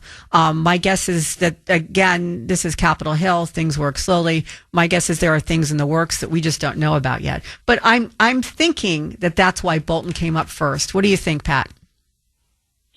Does that make sense to you? Well, no, not really. Okay. All right. I just thought I would help. And say why Bolton, and you never know. They could have a whistleblower we don't know about. John Bolton is the subject of an FBI investigation into the possible misuse of classified docs. Is he being targeted because he went after Trump and assisted in the impeachment proceedings against him, or is this the equal application of the law? That's the big question here. Our text number is 70470. I had posited in the last segment, we were talking about how this investigation had started during the Biden administration, and then they stopped. And I was thinking, well, maybe they stopped because they liked the fact that Bolton was going against President Trump. It suited their purpose, so therefore they didn't pursue the investigation that they had opened. And the texter, excuse me, at 479 says, maybe the Biden administration held it over Bolton's head. So I was thinking Bolton went against Trump, and that's why it stopped. But what you're suggesting is that it stopped after they asked Bolton to go after him. Maybe.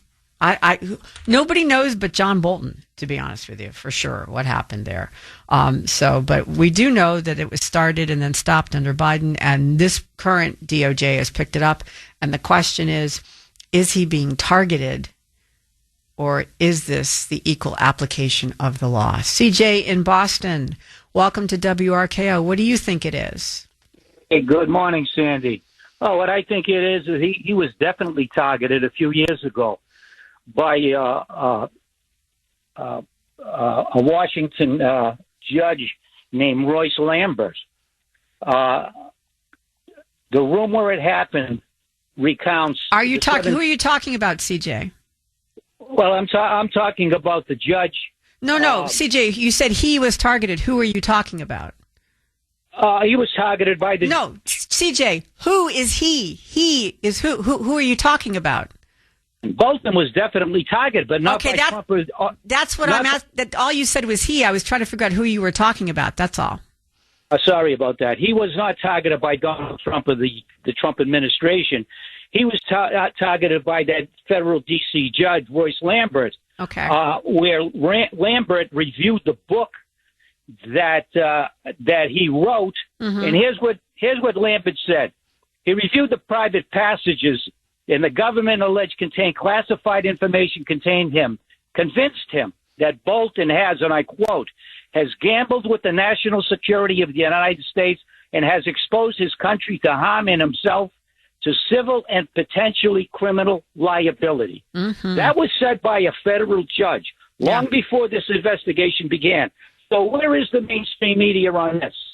That's where it began. The mainstream media is nowhere to be found because they are and have been a cancer that eats away a democracy of this country for many, many years. They are not reporting on this.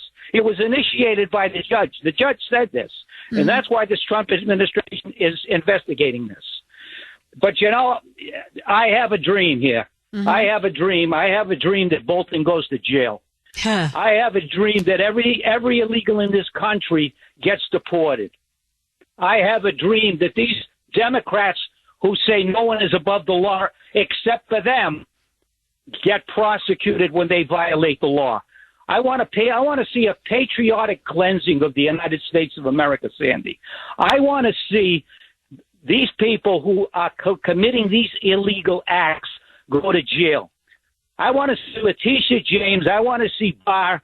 I want to mostly see the judge in that case, Judge Agron, who came from Colombia, get charged with a conspiracy to prosecute an innocent man and have him deported back to Colombia. Okay, so much for the mainstream media, because the mainstream media is not going to report the truth, and the mainstream media is not going to report the facts. Yeah, I don't disagree with you. I think that the Trump administration has made an effort to bypass the legacy media by bringing in, by first of all, their unprecedented use of social media, which is something President Trump has done from 2016 on. Also, I think by their inclusion of a non-traditional media in the White House press rooms and his willingness to speak with people who are not on the main networks or cable channels, I think they have tried to broaden that base out a little bit to do exactly what you're talking about, walk around the press who don't report the news, who only report things that follow their agenda. I think that's starting to change, CJ, don't you? Oh, yeah. But as I said, the mainstream media, and that's where most of these people get their news, they're really uninformed of what really is going on in this country. And that's what's allowed this country to fall where it has under the Biden administration. You know, it's the belief. You know, real quick, Sandy, you know, who writes history? Who writes history? Is the it winners. The historians? The winners write history, CJ. Yeah, I say the mainstream media writes history. The mainstream media are the ones that are portraying everyone. They are the ones that are really writing history. I mean, to them, Joe Biden is the best thing since sliced bread. There needs to be a lot of people under this Biden administration that need to go to jail. And this country is on a track right now of getting its greatness back after it was stripped under the Biden administration. And you can see it across the country, mostly these black leaders in cities and governors and states, people of color who are resenting the National Guard coming into their cities when the people actually want it. They want to reduce crime. They want to increase crime. You know, they want to protect the Albrego Garcias of America, okay, and allow them to go back onto the streets and murder and rape and pillage our communities. That is the face of the new Democratic Communist Party, Sandy, and people need to recognize this isn't the Democratic Party of our fathers and our grandfathers. This is a completely radical political party, and it can be seen right in New York with Mandani running for the mayor of the city of New York. Is what's happening here. Ocasio-Cortez, Elizabeth Warren, Bernie Sanders, they're all rallying around a true radical communist. And that's the party that this has become. And that's something that the mainstream media should be reporting on, is the changes in the Democratic Party that have leaned so far left. We are allowing communists to get into politics in the United States. Well, we've always allowed communists to get into politics. You don't allow or disallow a party. We've been talking about whether the Trump administration is exacting justice or retribution in their investigation into John Bolton's possible misuse of classified documents. And CJ from Boston says justice when he weighed in the last segment. And he spoke about having a dream that Democrats would be held accountable. Do you share that dream? You want to see Democrats held accountable? You both might, just get it, to be honest with you, because it looks like there are a lot of or a whole slew of chickens coming home to roost lately. And we'll start with one of the people that CJ mentioned, and that was Leticia James. We all know Leticia James. She's the woman who campaigned for Attorney General of New York on getting Donald Trump, no matter what she had to charge him with. You remember? I mean, I've always been flabbergasted by this cut. And this is James during her campaign. Cut number 8, please, Mike. And what would you say to people who say, oh, I'm not going to bother to register to vote because my voice doesn't make a difference, or I'm just one person? I say one name, Donald Trump. That should motivate you. Get off your ass and vote. Will you sue him for us? Oh, we're going to definitely sue him. We're going to be a real pain in the ass. He's going to know my name personally. I love it. He probably does already. Wow. And and she delivered as promised. She went after Trump for insurance fraud. She accused him of inflating his assets and defrauding lenders and insurance companies. And she also sought to stop Trump and his sons from operating any businesses in New York. Then what was pretty scary is you had last year Judge Engoron, who is somebody else that CJ mentioned, ordered Trump to pay back more than $355 million in a fine and barred Trump from serving as an officer or director for any New York corporation or any other legal entity in New York for a period of, I think it's 3 years. And the judge claimed that Trump and the defendants participated in aiding and abetting the conspiracy to commit insurance fraud. And Donald Trump Jr. and Eric Trump were also ordered to pay millions of dollars, as was the Trump CFO, Alan Weisselberg, and I think he was ordered to pay $1 million too. But the $355 million judgment plus daily interest swelled to more than $500 million. And Leticia James even took the initial step to seize President Trump's assets after he couldn't secure a bond to pay that outrageous judgment. But, and just so you remember, and when she won, I was going to tell you something else, but before I do, I want you to remember something. When she won the court case, Leticia James stood on the courthouse steps, trumpeting the same phrase that John Bolton did when he was reveling in the Mar-a-Lago raid.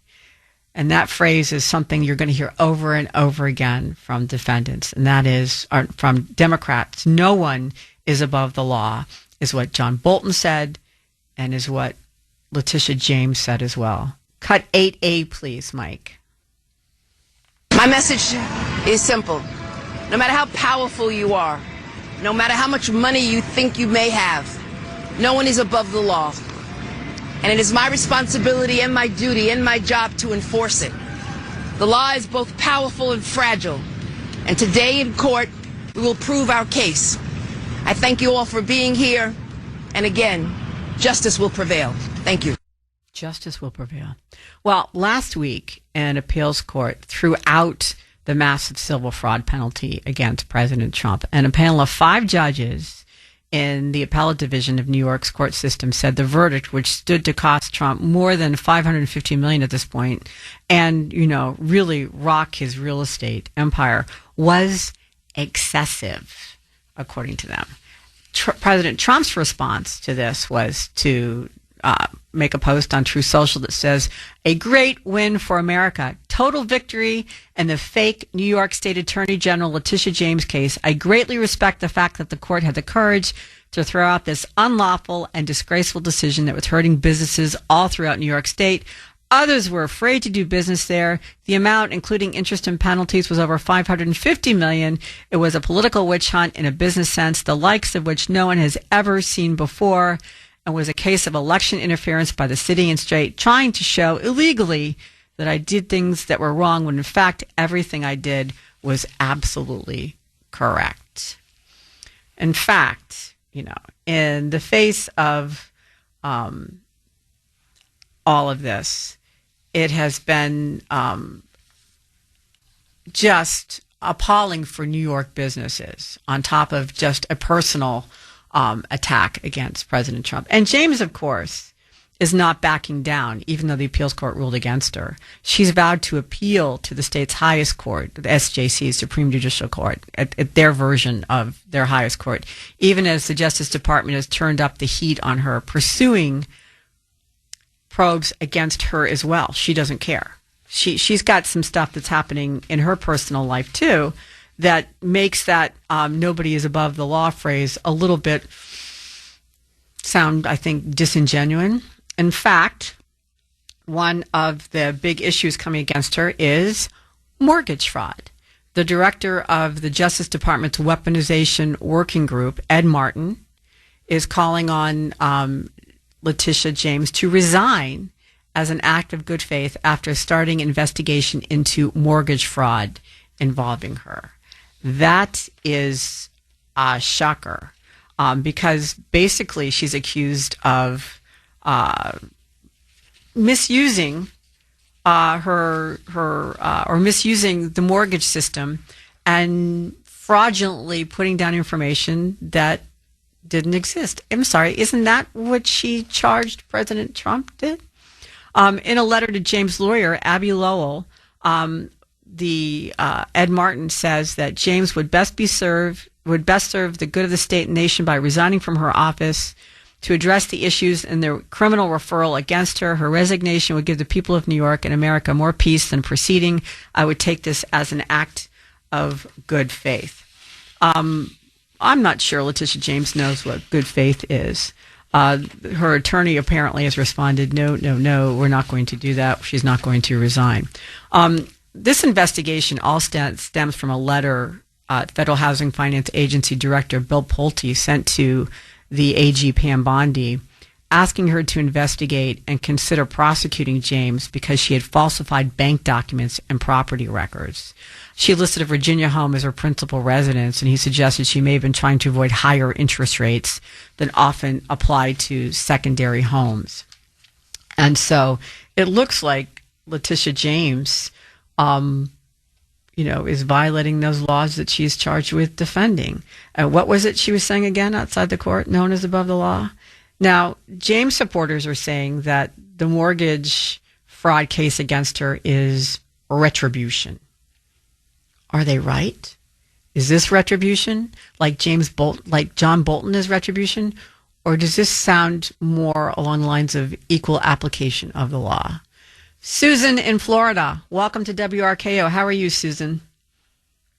Good morning. Thanks for taking my call. You're welcome. As for John Bolton, I think this is going to go deeper than just a book that he wrote. I think he's been subverting the United States for a very long time, and I think you're going to find out that he was probably selling military secrets for money. With that being said, we'll see where this goes. I think he will be arrested, and I think justice will be done. And he's just one of the many, many people within the deep state that have been trying to submarine. Now, why would they want to submarine Trump? Why would they want to bankrupt him, impeach him twice, try to convict him, put him in jail for 700 years, and even try to kill him? Why do you think the deep state would want to do that?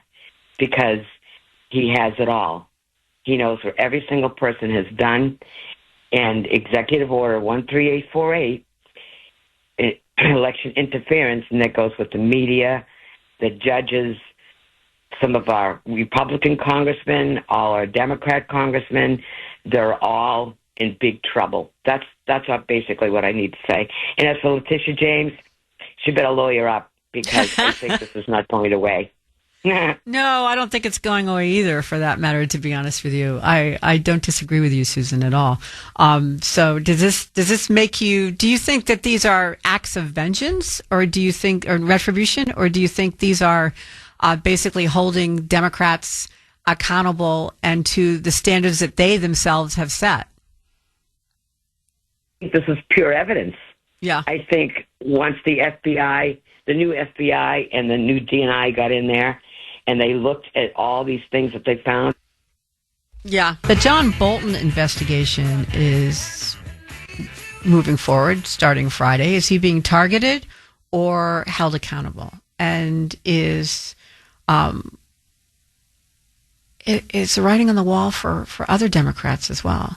Leticia James, we just talked about, is up on mortgage fraud charges, but so is Senator Adam Schiff of California. But Schiff has maybe some bigger problems than mortgage fraud coming down the road at him. We all remember Schiff as the standard bearer for the anti-Trump movement. You know, remember during the Biden administration, every other day, if not every day, Schiff was on CNN or MSNBC shrieking from high heaven regarding Donald Trump and making the most bizarre things up. And over and over again, I think you heard this familiar refrain from Adam Schiff. Cut number 2, please, Mike. We're not messing around here. We're moving very expeditiously. To me, this is an early sign of whether our democracy is recovering, whether it's true that no one is above the law, that the rule of law must apply. No one is above the law. Where have I heard that before? Remember how Schiff wrote a play and read it into the impeachment record as if it were a transcript, you know, making up what was said during the phone conversation between President Trump and the president of the Ukraine? You know, is Schiff right when he says no one's above the law? I think, you know, I think he's right. But the problem is, I don't think he ever thought that it would apply to him. I think that's what is shocking to him. He says the case against Bolton, by the way, is retribution. Cut number 6, please. I think this is clearly retribution. I mean, the idea that they just picked John Bolton, a prominent critic of the president, at random. What the president is trying to do here is very systemic and systematic, and that is anyone who stands up to the president, anyone who criticizes the president, anyone who says anything adverse to the president's interests gets the full weight of the federal government brought down on them. I think that would probably have more sway to it, what he just said, if it wasn't for the fact that he, too, is facing an issue regarding classified documents. There's an investigation regarding Schiff that regarding declassifying claims from a Democratic whistleblower that Schiff approved the release of classified information on Trump that allegedly would be used to indict him. That's according to a report from the FBI. The whistleblower had worked for Democrats on the House Intelligence Committee for more than 10 years. And he told the FBI in 2017 about this, that Schiff had access to classified information while serving on the House Intelligence Committee during his tenure in the House. You know, he's a senator now, including serving as its chair from 2019 to 2023. In a meeting, Schiff said that the group would leak classified information which was derogatory to the President of the United States. This is according to the whistleblower, and the information would be used to indict President Trump. And the whistleblower said that this would be illegal. And upon hearing his concerns, a bunch of members of the meeting reassured that they would not be caught leaking classified information. Now, Schiff denies this, of course, but it's not the first time that he's been accused of leaking classified information to the public. The most recent charges that from the whistleblower are just the latest in a series of claims that Schiff has done some pretty shady things in regard to classified information. Just days after Joe Biden was sworn in January of 2021, Trump's former acting director of national intelligence and the U.S. ambassador from his first administration, Rick Grenell, went on X to list out issues with Adam Schiff. He says that I'm just reading down the post, that Schiff wouldn't return any call to coordinate on D&I reforms. The reforms were asked for by career officials for years. Schiff complained when I appointed the first female head of counterterrorism, who is a career person. Schiff and the team regularly leaked classified information. That's what Grenell put up on X. And then you go forward and to a couple of years ago, former Secretary of State and CIA Director Mike Pompeo also accused Schiff of leaking documents. He said that Adam Schiff lied to the American people during my time as CIA Director and Secretary of State. I know that he leaked classified information that had been provided to him. He said that in an interview on a cable television interview. And he said that he held back information with the House Intelligence Committee because he was not comfortable when Schiff led the panel that stuff was going to be kept secret. In 2018, President Trump on X posted, Adam leaves closed committee hearings to illegally leak confidential information must be stopped. So there's a lot of charges here. Whether there's actually something behind them is why there's currently an investigation. And what's happened now is the DOJ has subpoenaed an Apple account, the Apple account data of the Intelligence Committee, including Schiff, for the time that he was there, and to see if any of this is true. The Justice Department's internal watchdog under Biden opened the investigation into the subpoenas and published a report in 2024 that found that the DOJ was not following the rules it was supposed to in regard to congressional documents. Now, Schiff denied leaking any classified intelligence in 2020, but he said he couldn't confirm the same for other House Democrats. So he's already trying to blame other people for things that he may have done. And it's not the only issue facing Schiff, as I mentioned before. You can't forget that he landed in hot water last spring when the U.S. Federal Housing Agency sent a letter to the Department of Justice sounding the alarm that in multiple cases, Schiff had falsified bank documents and property records to acquire more favorable loan terms, impacting payments from 2003 to 2019 for his Potomac, Maryland property. And he's currently under criminal investigation for mortgage fraud. Now, he's denied any wrongdoing and says that this is all a baseless attempt at political retribution. Cut number 6A, please, Mike. Mortgage company Fannie Mae says you're, quote, engaged in a sustained pattern of possible occupancy misrepresentation on several loans. Are these allegations true? How do you respond to them? They're patently false, and the president knows it. In the housing agency, president's person, Pulte, knows it. He's essentially doing the president's bidding against me, against Leticia James, against this person on the Federal Reserve. Mortgage is their new weapon to go after their critics. Mortgage is a new weapon. Well, you can only use mortgage fraud as a weapon if, in fact, you've done something wrong. You can't make it up. It only works if you have, in fact, filed something you shouldn't have filed or responded to something that in a false way. Does he have a point here? Am I being too hard on Adam Schiff? Is he right? Is this retribution against the guy that led the charge to impeach President Trump? Or is this a case of a Democrat who thought he was above the law, and that no one is above the law phrase never applies to him? Is he getting caught in a wrongful act? And let's not forget, in regard to Adam Schiff, this that he's also heavily implicated in Russiagate. So says DNI Tulsi Gabbard. Cut number 9, please. It's all in hundreds of pages of documents that I've declassified and released that show point by point exactly what happened through this timeline that showed this very dangerous thing that occurred in the creation of Russiagate, the creation of this manufactured intelligence assessment that essentially had the intent of undermining the voices and votes of the American people who elected Donald Trump. They were not happy with the outcome of that election. They weren't. Adam Schiff wasn't. He was an incredibly vocal lawmaker amid the Russian collusion claims. Most notably, remember, the House censured him in 2023 over his promotion that Trump's 2016 campaign colluded with Russia.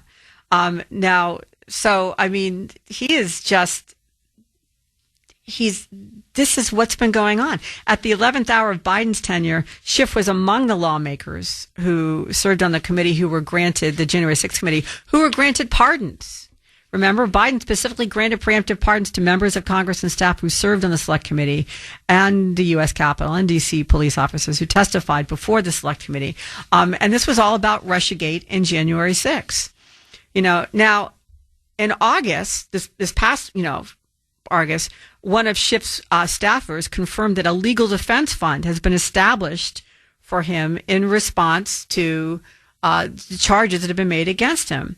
They say that it's clear that Donald Trump and his MAGA allies will continue weaponizing the justice system to attack Senator Schiff for holding this corrupt administration accountable. And this fund will ensure he can fight back against these baseless smears while continuing to do his job. Is Schiff being persecuted or prosecuted? Which do you think it is? Is he right? Is this because he's an outspoken critic? Or like John Bolton, like Leticia James, did he do something wrong and is he finally being held accountable for it? Let's talk to Dan in New Hampshire. Dan, welcome to WRKO. How are you, sir? Yes, I totally agree with you, and I like the take, and I always love how these Marxist communist Democrats, they keep using the word democracy, okay? In a republic, the individual is protected, and a guy like James Madison was very careful in using the proper words like federal, national, republic, so I don't want to go too far into that, but it's just interesting. We're not, so, yeah, I totally agree with you.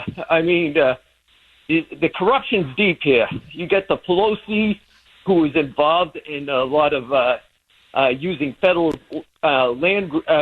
grant money to buy land in California for a rail system, a high-speed rail system. Okay, with Pelosi's husband and Dianne Feinstein's husband, who is involved in that. Okay, and both of them used federal grant money both times for a profit. And even the last investor who bought it, he used federal grant money. So the American taxpayer got screwed 3 times, got ripped off 3 times in that deal. And on top of it, when you look at Dominion Machines, they're owned by Blum Capital Partners.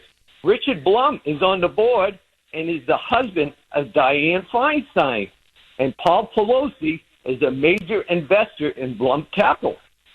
So it's unbelievable, Sandy. And I hope, that John Bolton who was National Security Advisor, I hope this guy gets arrested and seriously investigated.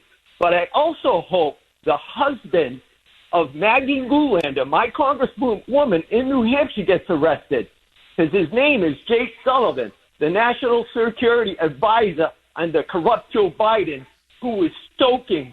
He's a neocon. He's with Biden, was stoking this war in the Ukraine when he was crying for NATO. He said, our policy is an open-door policy, meaning a policy for NATO enlargement into the Ukraine, even putting military bases in the Ukraine and every NATO country along the Russian border. So it's unbelievable. And on top of it, you got to look to Bolton. The other thing is Bolton was he was a U.S. ambassador of NATO. Excuse me. Just like Lisa Carty, William Burns, CIA head of the CIA. He was involved. These guys, Lisa Carty and them, and William Burns was involved in Ukraine. Lisa Monaco, again, involved. Victoria Nuland, who served under Bush Jr., who served under Obama, Clinton, Biden, all involved in Ukraine. Even her husband, Robert Kagan. It's interesting how they use different names as I'm going through this. It's crazy. It is crazy. The list goes on and on and on, Dan, I have to say. But so I take it from what you're saying is that you think that these are people who have been held themselves above the law for a long time and are finally being held accountable. So you don't believe this is persecution. You think this is prosecution. Part of the Sandy, you're doing a great job, and it's part of the uniparty charade. They're all involved. Bolton, you're going to find out in this stuff that he was tied in with all these people, these names, even Anthony Blinken, Secretary of State, under corrupt Joe Biden, and even he was stoking the Ukraine war, because he was crying that he went to Lavrov and said that the U.S. reserves right to put missile systems in Ukraine and every nation in NATO along the Russian border. So that was the last straw when the war broke out right there. Yeah, and, no, I don't. I got to hold you there, Dan. I don't disagree with you. Thank you so much for the call. I appreciate it very much. Yeah, there's a whole laundry list of people who didn't think the law applied to them, I think. And what was ironic is about most of them have made, if not all of them, have made public statements that no one is above the law before they turn around and do something that anybody else will be held accountable for. And Adam Schiff, for instance, is not the only Democrat in the crosshairs for Russiagate who has stood out there and said no one is above the law. Does the name Hillary Clinton ring a bell with anybody? The woman who blamed Russia for the loss to Donald Trump in 2016. You want to hear the cut? Cut 4A, please, Mike.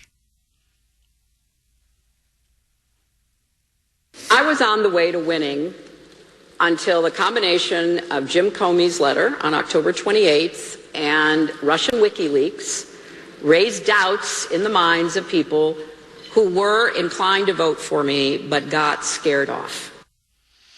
Russia, WikiLeaks. The reason why she didn't win. She's one of the proponents of Russia. She's also one of those people who picked up the familiar refrain, you gotta know what's right, and no one is above the law. Cut number 4, please, Mike. No one is above the law. Yeah, and the rule of law in a democracy, has to be our standard. Wow. No one is above the law. That would hold more weight with me if she hadn't been accused of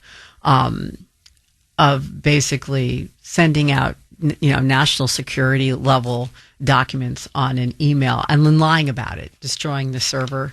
That was something that I thought was pretty interesting. She's facing an ethical complaint now. I don't know if you know about this, but there's a watchdog group calling on the Arkansas State Bar to probe whether her involvement in the Russia investigation into President Trump should affect her ability to practice law in Arkansas. It's filed by a group called Democracy Restored this week, and it cites the Arkansas Rule of Professional Conduct involving dishonesty and prejudice to the administration of justice. And what they want is a formal review of the conduct of Hillary, who is a licensed attorney in the state of Arkansas, connection with her actions during the 2016 presidential campaign. Now, this has all resurfaced after the Judiciary Committee released previously classified documents related to the Russiagate that shed more light on President Clinton's role in it. And within this release of documents, there is what they call an annex, a group of documents which suggest that she approved a plan created by one of her advisors, I believe it was John Podesta, to release false information with a purpose to smear her political opponent during a presidential campaign and distract from the news surrounding her own legal accusations. That's what's in the complaint that they have filed against her. And what the complaint says is this revelation demands an already overdue inquiry into Clinton's fitness as a member of the Arkansas Bar. And the complaint goes into a great deal of detail, outlining her connection to the anti-Trump opposition research that dates back to April 2016, and the complaint alleges that her campaign not only elevated unverified and unvetted information to injure her political opponent, but cites recently released records, the DNI records that Tulsi Gabbard released, to allege that she personally signed off on an effort to amplify this bad intelligence to the media and federal law enforcement. Yikes, that sounds pretty serious to me. The letter to the bar acknowledges that no criminal charges have yet been filed, and that's the threshold that you need to disbar somebody, to violate the American Bar Association's rules relating to those who commit a criminal act that reflects adversely on that lawyer's honesty, trustworthiness, or fitness as a lawyer, is basically the bar that you have to reach. But recently released records, the ones that Tulsi Gabbard was talking about before, have increased the prospect of a federal investigation into her conduct. In fact, one of the texters, text line 70470-978 says, "How come no Hillary raid?" I think there might be. Well, first of all, it's been how many years, so I'm not sure how much information is left, but there might be a Hillary raid coming of Chappaqua. I don't know, if in fact they think there's anything they can still get. But this ethics complaint, comes after months of the administration pledging to fully investigate, Russia, the debunked Russia collusion narrative against President Trump. And this goes along with Tulsi Gabbard stripping security clearances from 37 current and former intelligence officials, accusing them of politicizing and manipulating intelligence. And so bit by bit, I think it's getting done. But the question becomes, are they being targeted because they don't like President Trump and have actively worked against him? Or are they being prosecuted, Democrats held accountable, or targeted? John Bolton, Adam Schiff, Hillary Clinton, Leticia James. Who else has held themselves above the law who is now facing a reckoning? The text number 70470. Let's see. 253 says, Sandy, how many U.S. AGs are above the law? Recently, the AG of Washington State is alleged to have colluded with Perkins Coie to aid in their suit and has threatened suspension. I did not know that. I'll have to look that up. But yeah, there are lawless elected law officials out there. And the one that springs to my mind, besides Leticia James, who weaponized her office, is Fonnie Willis of Georgia. Fonnie Willis indicted President Trump and 18 of his allies for election fraud in August of 23. She made global headlines and was heaped with praise by her fellow Democrats. And I want to know if you remember this cut from Fonnie Willis. Cut number 3, please, Mike. But there is no one above the law in this country, nor is there anyone beneath it. No one is above the law. Where have I heard that? Oh my gosh, who else has said that? Just over a year after that, she was forcibly removed from the case by an appeal court. Her chief prosecutor is removed by a lower court. And the indictment against President Trump is essentially, over. In August of 2023, as district attorney for Fulton County, which is most of Atlanta, she indicted Trump and 18 others for seeking to illegally overturn the result of the 2020 election.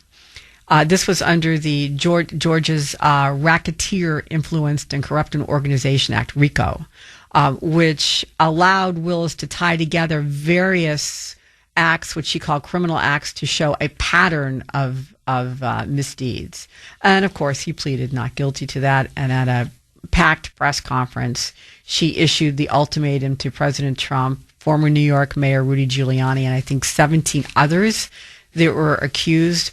And she said she was giving them an opportunity to voluntarily surrender no later than, I think like a week later. And Trump did surrender, and he had his mugshot taken at the Fulton County Jail. And those photos were on the front page of newspapers around the world.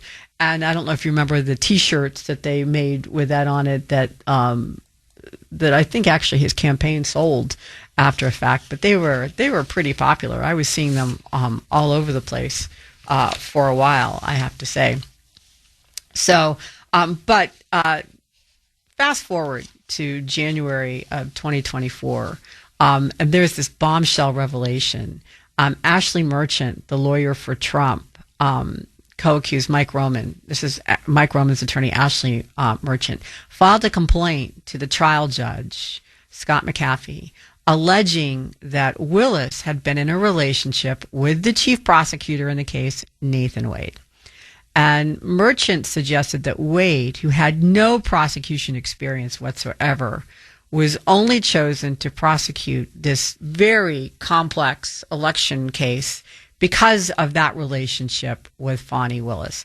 And a leaked court record, this is about a couple weeks later, a leaked court record from Wade's divorce revealed that Wade's credit card transactions showed that he and Willis went on a Royal Caribbean cruise together the year before, 2 years before, and he paid for at least 2 flights months after her office had hired him. Merchant later filed documents showing that they booked a double bed in a hotel in Aruba, and a photograph of a very luxurious room in the same hotel was attached to that. And then later documents subpoenaed by her showed that Willis and Wade went on a wine tasting holiday in California together.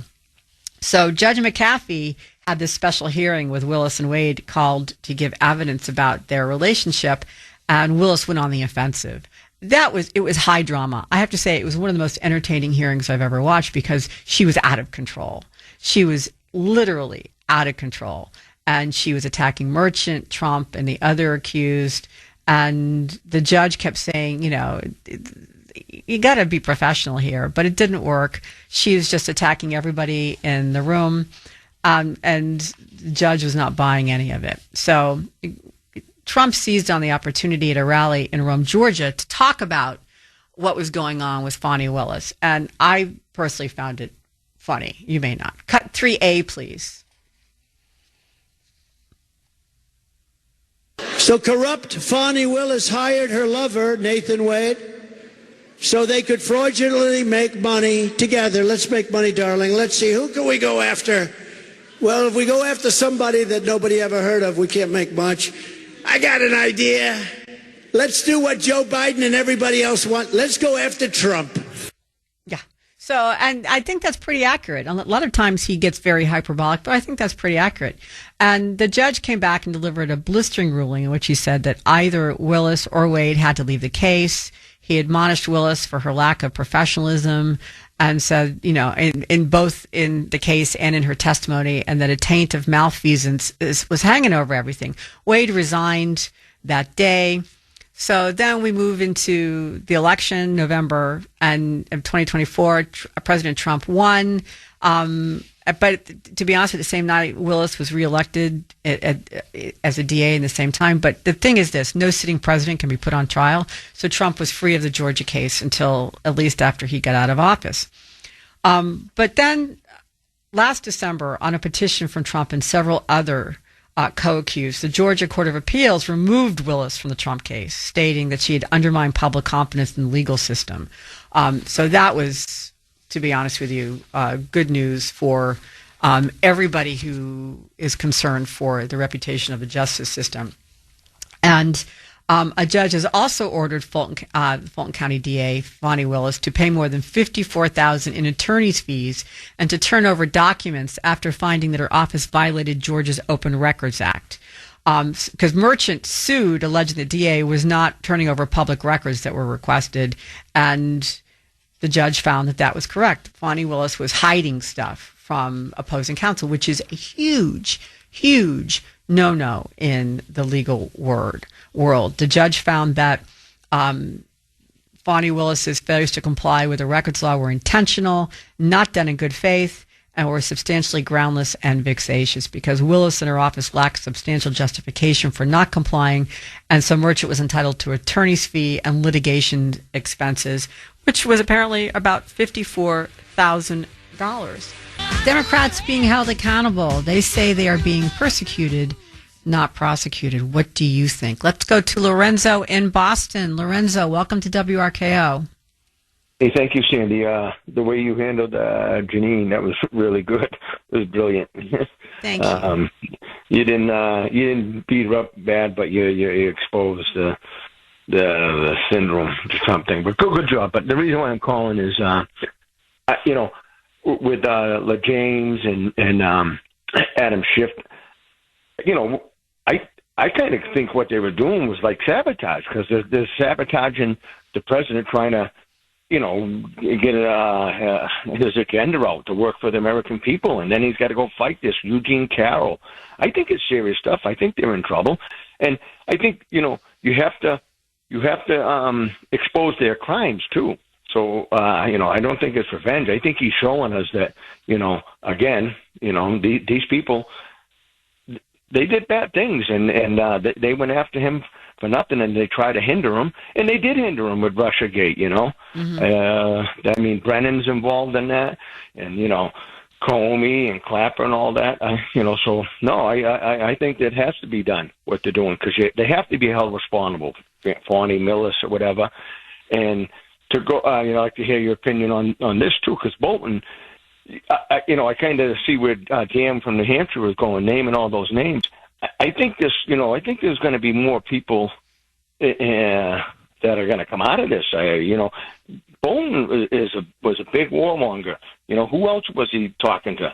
That a lot of stuff goes. I think it's going to lead to, maybe some more stuff coming out on Monaco and Burns.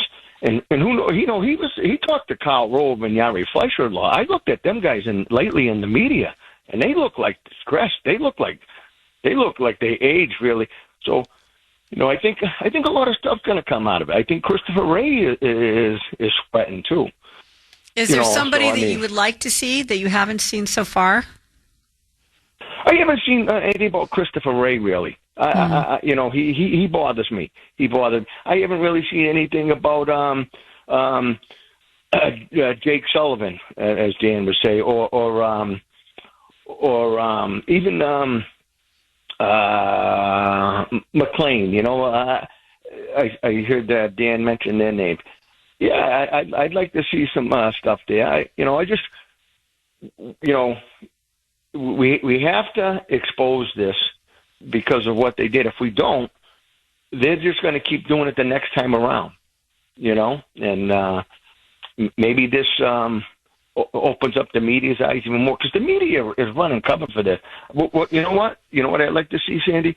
I'd like to see somehow the media be even held more responsible, legacy media, mainstream media, because as Jeff would say, they're like this Gestapo. They ran cover for all. They help with this. I don't know if that will ever happen. Don't you think they are now? You mean you have the ratings that have dropped out of CNN, MSNBC? That's a good thing. Yeah, MSNBC is so bad they're renaming it. They're calling it now MS Now, which I think is still a bad name. But that's how bad it is. They can't even call it MSNBC anymore. Is that enough, though, Sandy? Well, that's the question. You're smart. Yeah, well, it shows that they're on the ropes. It should. The fact that they're so bad they have to rebrand, that's desperate measures. Rebranding usually hurts you badly on some level. Look at Cracker Barrel. Cracker Barrel just tried to change their logo and rebrand, and their stock went into a free fall. So you don't necessarily rebrand anything that is successful. You only rebrand things that need some help, and because you're taking a huge risk whenever you do. And so they're cutting the Peacock off, and they're cutting NBC out, and they're calling it MS Now. I think it's a bad name. I think that if they were going to rebrand, they should get rid of MS completely and just do a complete rebranding somehow and call it something else. But because MS is too reminiscent for me of MSNBC, but nothing's going to help them if they don't get a handle on who their anchors are and how they skew their reports. They don't have to become right wing. They just have to move closer to the center and start focusing on credibility and truth instead of, giving out the DNC talking points. Because what drove me crazy, Lorenzo, is because I watch all news. I watch both outlets that are conservative, outlets that are center of the road, they're not that many, and outlets that are left wing, because I just want to see what everybody's saying, and then I usually try to figure out what the truth is for myself. But the thing that drove me crazy is if you listen to CNN, NBC, ABC, MSNBC, any of those, ABC, they would use the same phrase. And usually it was an odd phrase, and so it was obviously handed to them. by most likely the Democrat Party or Nancy Pelosi's office or Chuck Schumer's office or the White House when Biden was in control. So they all use the same phrase, which shows they have the same talking points.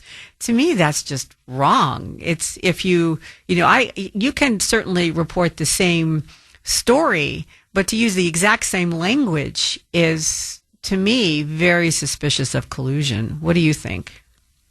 Oh, I agree, 100%. And this is what makes you very smart when you fill in for Jeff. Jeff does a great job, but you're phenomenal when you fill in because you do that homework you just said. When I talk to people all the time, I say the same thing. You have to look at all sides because if you just get it from one side, you get tunnel division. If you look at all sides, like Out of the War, the book, right? Mm-hmm. You get you see where people are coming from, and then it makes it easier to go do your homework and see what is right and what is wrong. If you get it from one side, which we see it all the time with some of these Trump deranged syndrome, they get it from one side, and they have nothing. Once you expose them, then they call you names or they swear or and the people that have the best arguments are the people that can see, like you said, see what the other side is saying, and then go find the facts for yourself. And when you find it yourself, that's the best way because that's the way you retain it the most. That's what I think. Yeah, no, I don't disagree with you. I think that's accurate. Thank you so much, Lorenzo, for the call. I appreciate it very much. Let's go to John in Kentucky. John, do you think that the Democrats are being persecuted or prosecuted? I think just what happened. I think the Bolsheviks are not really Democrats; they're communists. And I think that John Bolton he'll go to jail. That's what I think he'll do. I don't know when it's going to happen. It could be right away. It could be way on down the line. That's what I think. Because Gerald Ford was the first person no one's above the law. Yeah. Back in 1974. Yeah. John, I don't necessarily disagree that part of the problem is perception of the law, and that's a big problem with what is going on right now with the raid on John Bolton's house. I think that John Bolton deserves to be investigated, but I think it's going to be perceived to be payback as opposed to what it is, which is a prosecution. In fact, on the text line, which is 70470-617, says, do you think the Democrats and the propaganda press will dismiss the allegations of impropriety as old news? The typical time to move on refrain. Let's move on the country forward and not cover old ground. Further, any prosecutions will be portrayed as retaliation. Republicans getting back at Democrats. You know how lazy the media is. Their job is to regurgitate. Well, their job is to, I don't disagree. I just talked about that, regurgitating. But I also think that your premise that they're going to say it's time to move on, we need to move the country forward, we need to heal, that only seems to come out of the Democrats when they're in power. It never, when they're in power, they don't do that. But when the Republicans are in power, now it's time to move on. And Joe Biden gave lip service to moving on, but he never did it. He became, his administration was pretty vicious and vindictive. And now that's coming back to haunt them. On the text line, 70470-617 says, Kamala Harris hid Joe Biden's decline. Let's investigate her. Well, that could happen. After all, she did say these fateful words, cut number 5. I believe the American people are right to say there should be consequence and accountability for everyone, and no one is above the law, including the President of the United States. So every time a Democrat says that, it seems that something bad happens on the other side. So that's a possibility. And by the way, excuse me, I don't know if you're aware of this, but there's been some looking into her campaign financing. She may not have got much done, but she, as a campaign, but she did manage to get $1.5 billion in 3 months out the door. She has this new book out out called 107 Days, which frames her campaign as an accomplishment. And she prepares, it looks to me like probably a soft launch for 2028 for a presidential campaign. And she is suggesting to supporters that she could have gotten a whole lot more done in more days. But, I think that's unlikely. There are two things that she did get done. She raised and spent record amounts of cash while at the same time suffering the worst Democrat defeat in 20 years. Where did that money go? It didn't go to field offices or to local campaign operations, which were badly neglected in her campaign. Where the money went was to Kamala's friends and allies. $20 million more went to the Kamala Harris Fund for meeting underprivileged celebrities. That's tongue-in-cheek, and that's not mine, by the way. Just so you know, I was reading an article. That's Dan Greenfield who wrote that, which I think is extremely funny. While the campaign screwed up on a big level, like they had no platform. They really could not ever point to what she stood for or how she could differentiate herself from Biden. What she did do was spend $2.5 million on an event with Oprah, including $1 million payment to Oprah's production company. She also did the similar things to Beyonce, Springsteen, Katy Perry, John Bon Jovi, Lady Gaga. They all came out for her, and she may not have paid them directly, as she did with Oprah, Lady Gaga, and Beyonce. Her campaign sometimes made payments to their production companies, is how they got around that. And as a matter of fact, she gave $100,000 to Renegade 44, which is an Obama company, to supposedly cover their expenses. Al Sharpton got $500,000 from the campaign through his organization, Arriva Martin, a Los Angeles lawyer, and Kamala Powell, who had threatened that black woman would blow the party if they didn't vote for her, got a $200,000 payday as a consultant. Millions of dollars went out the door to consultants. Some were qualified, some weren't. And Kamala and her people want to try to blame some of those dubious payments on the fact that they were rushed because, she only had 100 so days to get her presidential campaign moving. The problem is her Senate campaign had the same kind of spending habits. So it seems to me to be something that she did all the time, not just because she was running for president, not just because she was rushed running for president in this particular case. Let's go to Paulie on the North Shore. Paul on the North Shore. Paul, you think they're being prosecuted or persecuted? Well, I think they should be prosecuted. But this is the whole thing. How many January 6 people are still in jail for rioting? I don't know. There's definitely enough of them, right? Yeah. Okay. So the main cause of the rioting is because most people on the right felt that it was collusion. And now we're being proven right, okay? There shouldn't be anybody. If they prove that it was collusion like they're doing, all of these people, Schiff and all of them, if they don't go to jail, then they should get all the January 6 people should be let go because they were only there because they knew back then what we knew now, okay?